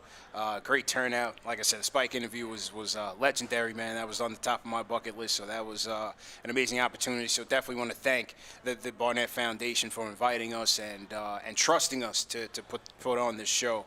And yeah, man, just a tremendous experience for sure. We're Tremendous looking back man. at those legendary Knicks teams and looking back and excited. You know, we're talking about this because we're excited about the direction of the team and hoping to get to that point where, you know, that was the last Knicks title, 73. We're celebrating 50 years, obviously a year delayed because COVID. So it's really 51, but COVID didn't count, so we'll call it 50. Yeah. And just a time in New York that was unparalleled with the Mets, the Jets, and the Knicks. Now you're seeing the Mets are good, the Islanders are good, Knicks are getting there. So it's an exciting time in Knicks land, and it's fun to look back on these teams. I called my dad on the way here, CP, and just wanted to get his feel. He said that was when, you know, he was a true fan. He was born in 59. He was 10 years old. He's from Queens, and he talked about those teams and how fun it was to watch Earl the Pearl when he got there, how cool it was to watch Clyde. He knows some of these guys that we weren't alive to see, like Hosket, like Mike Riordon. So to hear my father's stories and pass them down to me about those memorable Knicks teams is special because we didn't get to see that style of play. We didn't get to see when there was no three-pointers. That was when it was the old-fashioned +1 back then. There was no three-point line. It was an entirely different game. The style was entirely different off the court. The life was entirely – there was no social media. These guys were playing for each other, and it's cool to hear from the teammates. And they say it. And they say it, right? Yeah, yeah. They play for each other. And that goes back to when Solomon was saying, will this ever be a Nets town? I don't think so because the Knicks love and the Knicks lore is generations deep. You know what I'm saying? So your father was in him. It gets passed down to you. It gets passed down. And now the younger generation, you know, the Gen Zs or Zillennials, as they call them, they're kind of like team agnostic where they kind of follow players more so than overall teams. But I just feel like, you know, the Knicks itself is number one, it's very much tied into the city. It's ingrained into the fabric, the culture of the city, and it's generations deep. Yeah, I mean, it really is. And, you know, remember, the Garden was rocking back then, too. It didn't just rock now. The decades of Knicks years and the misery that we've gone through have got us to this point. But it all started back then. Okay. All right, so we're going to bring in another guest. Yeah, come through, bro. If you're a Knicks fan, you know this guy. Yeah, if you're a Knicks can't fan, miss you him. know him. My guy Anthony MSG is in the building. Stopping by, was in the neighborhood. And what's good, bro? What's going on, CP? How you What's doing, up, Jake? bro? How are you? Chillin', Good to be man. here. Yeah, man. How's everything, bro? Everything is okay. I was just in the city doing some work and popped by Clyde's. Got to see you guys. You know, saw John Starks and Clyde and Pearl. You know, catching up with them. So it's good to be here and just feeling like life is on the way back, and that's what's mainly important right now. That's important. We've been through a lot the last 15 months as a city, as a country. So just to like be at an event, mingle in. Couple hugs here and there. I mean, that's a wonderful feeling. It's nice, man. Now, you will be back here Thursday for the draft. So tell everybody about what are you doing here? I will. I'll be here Thursday night for the draft. Clyde Frazier and myself are hosting a party. And obviously, come by, have some fun. I'll have some food for everybody. Everybody that comes. I'll have a couple appetizers out for everybody. Some giveaways. The first 20 fans to come will get a Madison Square Garden Subway Tiles t-shirt. From if you look up the brand Subway Tiles, they got some awesome shirts and stuff. So first 20 fans will get a shirt, hang out, meet myself, meet Clyde. You probably want to meet Clyde over myself, but got to throw it out there, meet myself and Clyde. Like I said, I'm sure most would rather meet Clyde, but I'm available as well. What blazer will you be rocking? Yeah, are you rocking a blazer? I got that orange and blue blazer. I've only wore it twice since I got it. Yeah. I'm not sure. I got the draft hat from the Knicks, so I'm definitely rocking the draft hat. I'll probably go more casual. Okay. Like my brand is, not dope T-shirt with somebody cool on it and like some Mitchell and Ness shorts. Like that's my, like I'm not a. I'll save the blazer probably for opening night again. Mm-hmm. But I'm probably gonna go more casual with swag. Like my casual is swag. Yeah, still some style to it. Exactly. You know what I mean? Exactly. Still some style Even like to today, Nasty Nas T-shirt. You know what I'm saying? Of course. Salute to Nas. Exactly. We got the draft coming up in 2 days. Is there a player, a position, a trade? What would you like to see? What would you like the outcome to be by the time draft night is over? Well, I think with multiple draft picks and the Knicks, especially after being a 4 seed last year, they're going to want to become better. Obviously, every team wants to become better. Yeah. I wouldn't be shocked if one of the picks or both of the picks were traded, maybe for a good player. Mm-hmm. Obviously, you hope for a good player, of course. Yeah. Maybe they move up. There's so many maybes, and the thing, as I always say on draft night and free agency, the things that happen will be the things that are unexpected. Yeah. You'll be chilling out the blue, and all of a sudden, Woj will tweet something that wasn't even a rumor. Mm-hmm. You're like, wait, the Knicks traded for Bradley Beal? I didn't think that was happening. Yeah. So I suspect something, things like that. But, obviously, you got to upgrade at the point guard position. I love to bring back Derrick Rose, and I think they will bring back Derrick Rose, but he can't start. He can't play 35 minutes a game. I love Derrick coming off the bench, playing the 1 and the 2. He can play off the ball a little bit. He can get buckets. He can run some offense, but we need a full-time point guard. Now, I don't know if you get that full-time point guard in the draft. Yeah. It's probably going to be via free agency. Yeah. But you definitely got to upgrade at the point guard position. And I love Reggie Bullock. Mm-hmm. I like him coming off the bench. I don't want him starting. We got to get more scoring at that position because if you look at the playoffs, Reggie only played 1 good half, and that was the second half of Game 2, the game the Knicks won. We got no production from that spot. Yeah. That can't happen. Yeah. Do you like Lowry as a potential option? I do. Yeah, I'm not against it. Would I want to give him 1 year? I don't know about that, but I'd probably rather give him 2. He's definitely got a few years left in the tank. That makes us a lot better. Mm-hmm. And you look at us last year, imagine having Kyle Lowry instead of Elfrid Payton. I don't mean to dog on Elfrid too much, but he was horrible. Yeah. I've never seen a worse basketball player in my life. Are you pro Dame trade? I mean, listen, it's Damian Lillard, so if there's a chance to get him, you probably got to do it, even if that means trading everybody and, some of the water boys. But at the same trade Barrett for him. Right now. I mean, you probably have to. You would. I don't want to. Okay. Yeah, I never want to trade guys like that, but to get Damian Lillard, you'd probably have to. I just don't think it's going to happen. I think Dame's going to end up staying for now. Eventually, he'll probably be gone. Begley brought up DeRozan with maybe Dinwiddie. Yeah. Do you like DeRozan? I like DeMar, and I like Dinwiddie. He's obviously coming off an injury, but injuries are different now than they were 20 years ago. Guys recover totally fine. Dinwiddie can play. He can ball. DeRozan, the mid-range jumper feel like it's making a comeback. Mm-hmm. I think DeRozan is a Tibbs guy. Mm-hmm. He plays hard, but he does seem to shrink in the playoffs, though. Right. We don't need guys shrinking in the playoffs. No, we've seen enough of that. We've seen enough of that. Yeah. You know what I'm saying? with our star this year, who we all love. Yeah. But he didn't have the greatest playoff performance, which is going to be interesting to see what happens with him this summer after that playoff performance. Absolutely, man. Salute to everybody in the chat. Once again, hit that thumbs up button for you boys. CP, Jake Brown, Anthony, MSG in the building. Want to shout out somebody in the super chat. Shout out my guy Abdul Kadir Talib, checking in from San Diego. Sends a $50 super chat. He says, CP, my guy, shout out from San Diego. Thank you for everything that you do. Abdul, appreciate it. Always appreciate your calls as well. And I also want to shout out everybody on Team Hashtag New, Vincent Foster. Welcome to the show. So thanks for everyone for tuning in. And, yeah, man, we had a great day, man. We had a great day. It looked like a lot of fun. I was glad I was able to come by for a little bit. Yeah. I'm up to some big things in the city right now that you guys are going to see in the next month. Let's do it. That I can't talk about publicly. Okay. But some big things are coming next month in stuff. in the wacky world of Anthony MSG. Good stuff. We had a good time with LJ on Friday. Friday. We did. We had a great time. We had a great time. LJ on Friday. Great venue, by the way. Great venue. Awesome venue. Awesome venue. Yeah. And that was with the guys at My Pet Ram, the art studio. Yep. Somebody bought the painting. Somebody bought CP, the LJ you and I were painting. about to buy it too. How much was that? Like $4,000. $4,000 for the it's nice though. It was awesome. a nice painting. Somebody came up with $4,000 on the spot. Bought the painting. Casual. I wish I had that life. Casual. Drop $4,000. Only $4,000. Bet. Done deal. Bought it was a done deal, man. So, it's nice though. I love that in the crib, but I don't got $4,000 laying around. It was a good venue, man. But yeah, man, definitely appreciate Thank you for having me. by. Appreciate it, man. And we'll talk, man. Hopefully after the draft, we'll have something to celebrate. Sounds good. Appreciate you for coming on, man. Thank Anthony, you very much. MSG, always looking fresh, and always Anthony. fresh, always fresh, man. Thanks again, bro. My pleasure. Thank you, guys. Yeah, man. Steve, what are you thinking? Okay. All right. Okay. Dr. Barnett, 10 minutes? Yeah, well, let me get Barnett. Okay.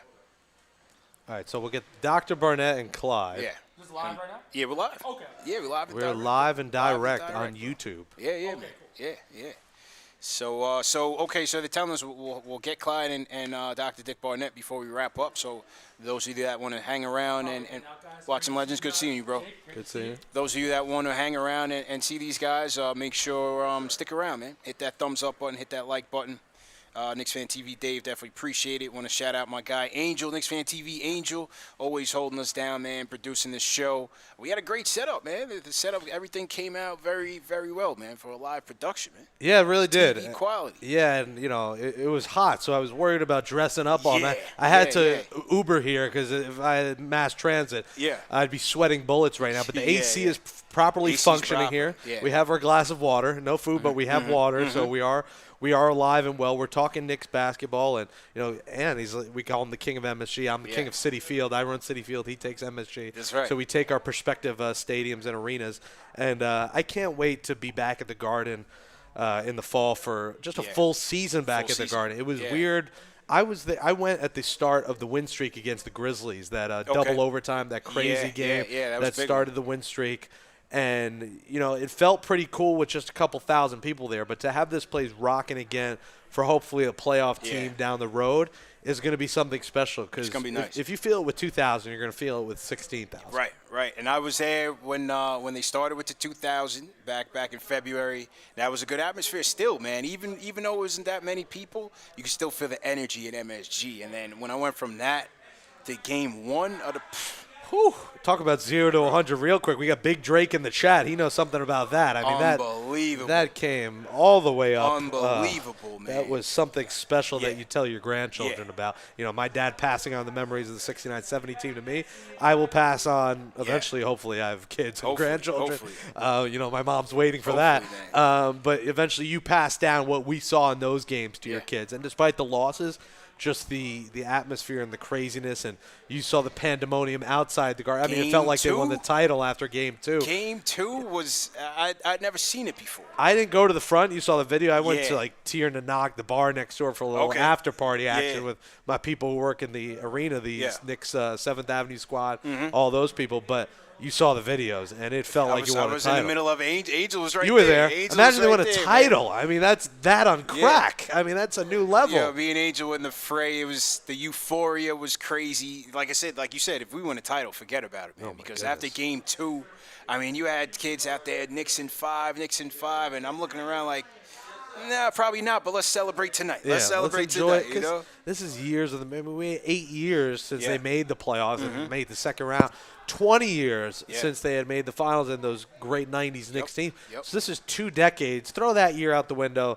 2 decades in the making. And throw the year of Stephon Marbury, first-round exit, Isaiah Thomas, that whole thing, the net sweep. We got work, 20 years. So that was 20 years and a year of COVID and stuck inside of built-up aggression, pent-up energy, and they let it all out. That's the thing. Everything just came out.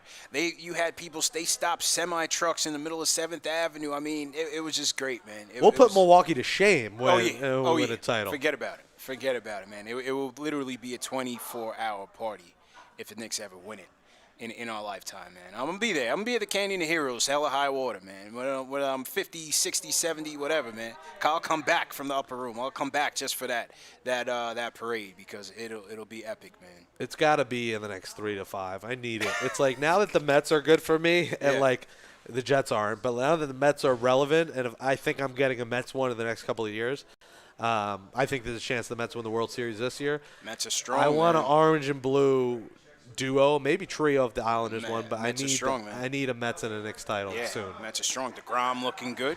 DeGrom looking good. I would love to see them going down to Canyon of Heroes, man. I think that was one of the things I was spoiled as a middle school, high school kid with the Yankees, man. Going to my first parades and the pandemonium, especially 96, because 96 was kind of unexpected for the Yankees. 98, 99, they were so dominant. 2000, you had a Subway Series.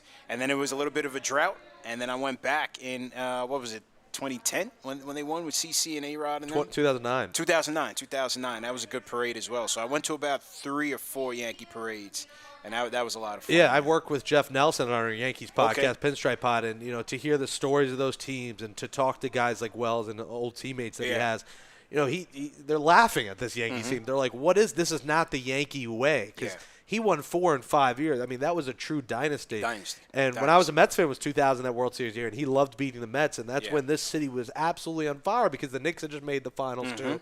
The Rangers were solid then. The Giants made the Super Bowl. My first full year as a fan, my Mets made the World Series. The Giants made the Super Bowl. The Knicks had just made the finals when I was first year. And I'm like, wow, life is good. The Jets were good. Like, everything was good. Yeah, Jets and Parcells and everything. And now we're starving for that. And that's why the Knicks just gave us like a little taste of what it's like to be relevant again. And don't go back to your old ways. Let's not hope it was like the COVID-shortened year and maybe the funky year that did it. Let's keep on this grind and keep trying to make the playoffs every single year because they made it every year in the 90s. They didn't miss it one year. And first-round exits was a laughingstock. It was teams built for championships.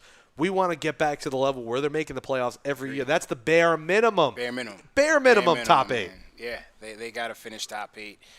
Top 4, hopefully top 4. We'll see how it goes, man. Top 2 and the not 2, in the words of Drake. So salute to everybody in the chat once again. Hit that thumbs up on Free Boys. CP Jake Brown here. We are waiting on either Dr. Barnett or Clyde. Let's have some fun with the chat, man. Throw your cities in the chat. Let us know where you guys are checking in from, and we'll definitely shout you guys out. I see my guy JJ from Brooklyn's in here hanging with us. Eric L, what's good? Eric Booker, what's going on? Kevin Ginyard, how you feeling, Kevin? We got Sko6 Trey in the chat. Daniel Marrero in here for sure. Big Drake's been here all day. Big Drake's been here all day. Big Drake. Yeah. He's eating good right now. I know Big Drake's eating good. Tell us what you're eating right now Facts. in the chat. Facts. We got Malcolm Johnson checking in, Harlem, USA. What's going on, Malcolm? He's uptown.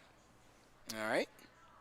Yeah, man. Junior's checking in from Jersey. It's good for me to take a break from all my Mets talk I do on the podcast to talk Knicks because it just brings back the good memories and to see some of the guys roll through casually in the door here like Clyde and Barnett and Starks and Houston. You just remember why you're a Knicks fan. You remember why why we're here today, why we even came, because of teams like this that, started the franchise off with a bang. And, they had, I think, the 40s, 50s, they made 3 finals in a row. But this was the first team that won, and this is why 50 years later you celebrate. That's why the 86 Mets, they still celebrate, because those are the kind of teams. That's why the Yankee dynasty is that's still why that's celebrating, special. and why you hate this team now. And even the people who aren't alive, even the youth who weren't alive, even us who weren't alive for those Knicks titles, we know the history of the team and how important. To me, I met a lot of the 69 Mets, their first World Series, because I was fascinated by the first team that won and the Miracle Mets. And you're fascinated by this Knicks team with Clyde Frazier and with Dave DeBusschere, rest in peace, and Bill Bradley. Willis. Some of those classic names, CP, that, made you a Knicks fan. So we always look back to the elderly and to the guys that got us to where we are and why we're fans today. True story. All right, so we have here coming in the doctor. Dick Barnett, on his way. The man of honor joining us right now.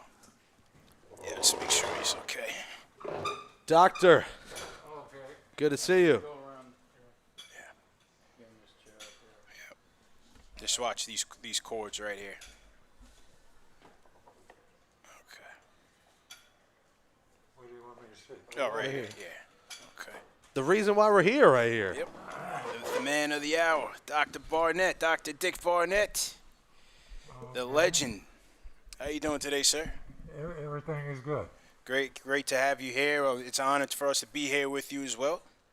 How does it feel to be back here and reunited with some of your old teammates? Very grateful and greatly appreciated. Guys returning, renewing old friendships, and looking for the future.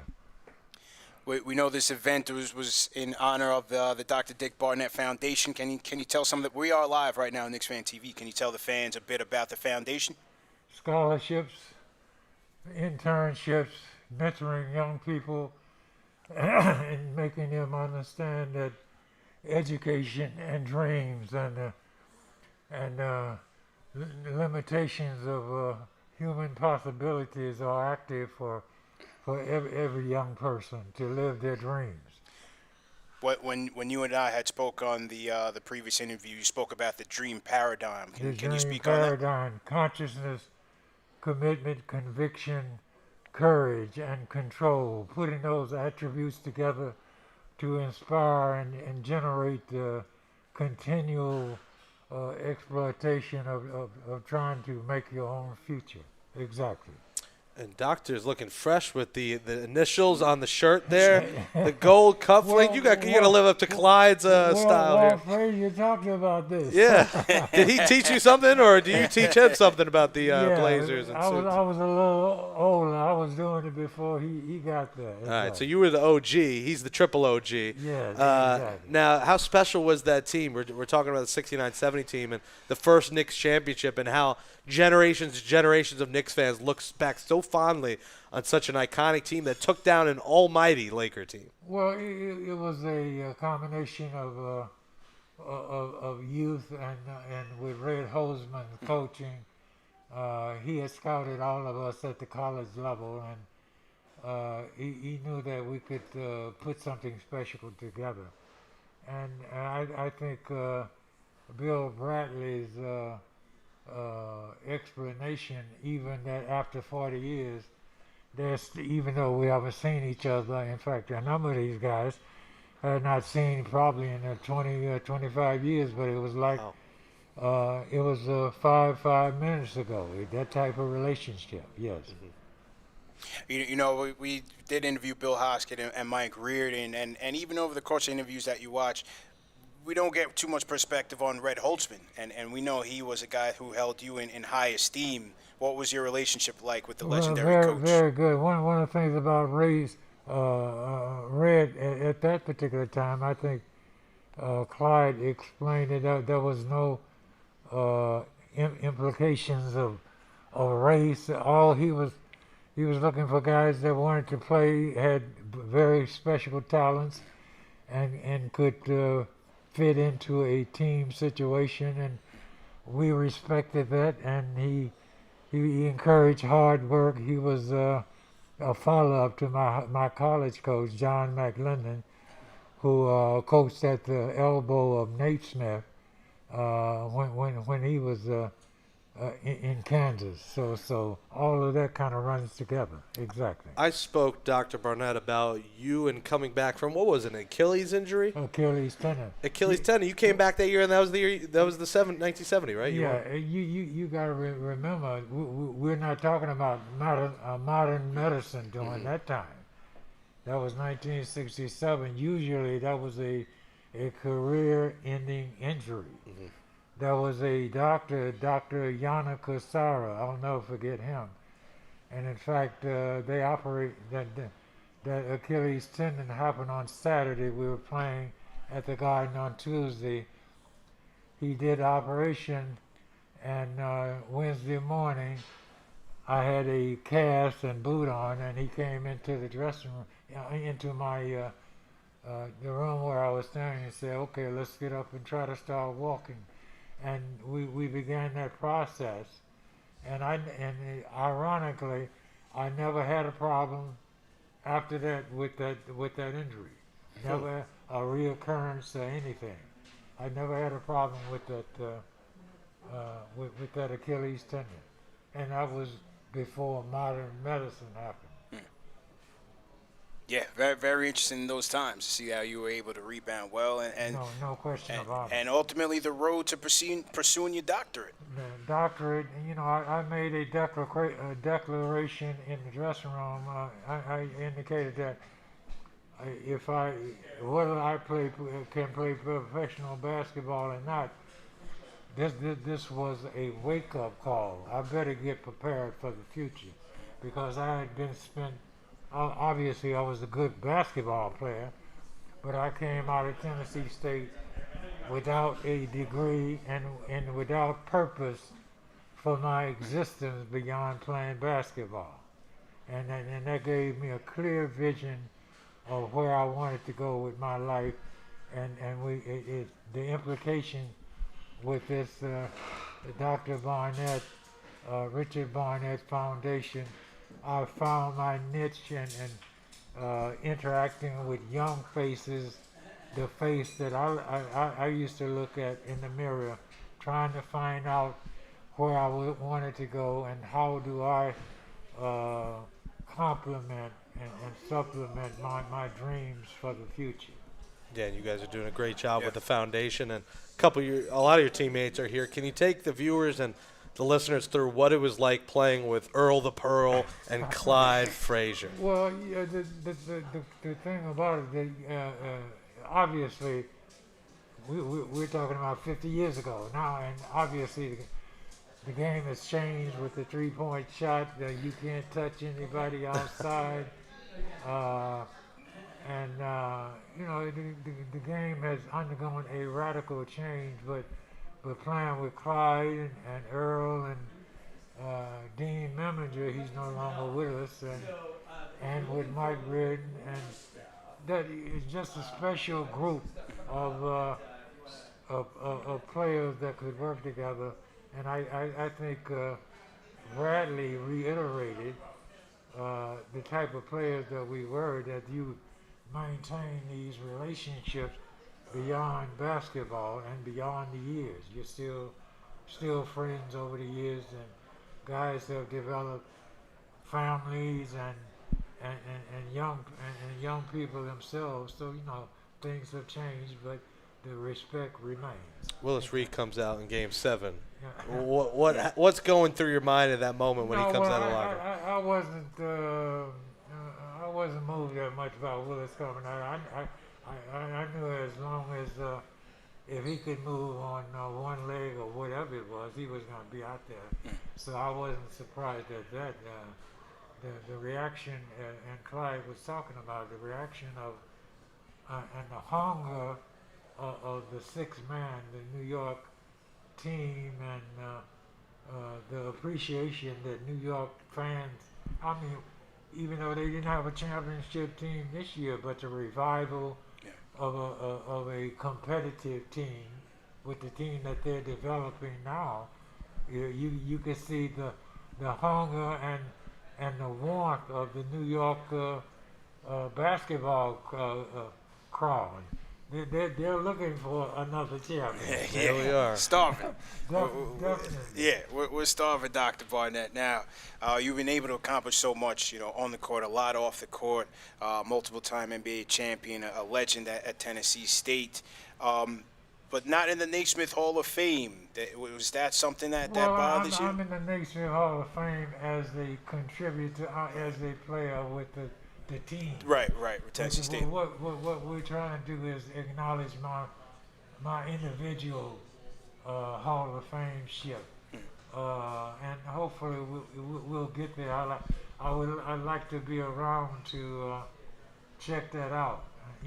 That falls within the purview of what I call "What Now, My Brother?" After the cheering has ended and the applause and accolades began descending. What now, my brother?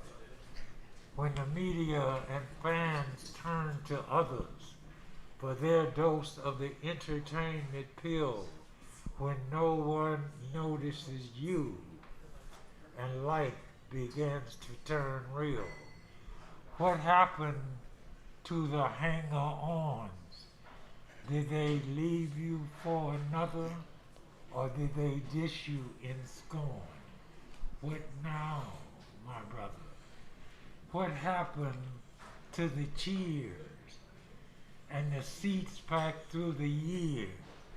People calling your name, riding the whirlwind of and fame. The waiting time has run its course. The airports are empty, and only the ghosts rejoice as the shadow of fleeting fame disappears and the cold reality of the real world finally awake and seared. The brother who believed the high-octane ride would never end, as the wilting shock of reality will regrettably begin, bringing loneliness and tears and gathering G's from the peanut gallery and the loss of super salaries. What now, my brother? Dr. Barnett dropping the flames, drop the mic. We got Big Drake in the chat. We got Drake sitting next to me right now. Excellent, excellent, excellent. That's a Grammy Award-winning hit right there. Absolutely, excellent. I've been putting, as Bill said, I put a whole bunch of poems together. I've been working on a special poem called "We the People." Who's Edgar Allan Poe? Never heard of him. I think Dr. Poe. Barnett got bars, man. He's got bars, man. Oh, man. Absolutely. Well, Dr. Barnett, as I said, it was an honor to be here today to cover this event for you. And just an honor to be speaking with you in person. We got a chance to do it over Zoom, but, to actually speak to you in person, it was absolutely an honor. And same here. And, drbarnettfoundation.org if you want to donate. You guys are doing a great cause here, great event today. Good to see you in person, and good to hear you drop some bars on us. Appreciate it. Good to meet you guys. Good to meet you. Yeah. Thank you very much. Let's go Knicks. Dr. Dick Barnett, ladies and gentlemen. A legend among us. You know what he did? He dropped the mic. Dropped the mic. Beautiful. Thanks again. Thank you. Again. All right. That was Dr. Dick Barnett, ladies and gentlemen. Yeah, and you could donate on the site there, drbarnettfoundation.org. Hold on. Okay, there we go. Thanks, Doctor. All right. Take it easy. Thank you. I don't know how we follow that up. That was legendary, man. Legendary. I've had a couple good freestyles in my day, but nothing like that. No, absolute bars. No, he had recited that one during our interview. So, sorry. Okay. All right. So with that being said, we're gonna wrap the show. I think Clyde couldn't make it. He had a previous engagement that he had to get to. So I don't think we could have had anyone else after that anyway. No, after that, man, that was a great closer. That was a great closer, and it's his event. So to have Dr. Barnett close out the show for us, it was an absolute honor. Let's give the people the website one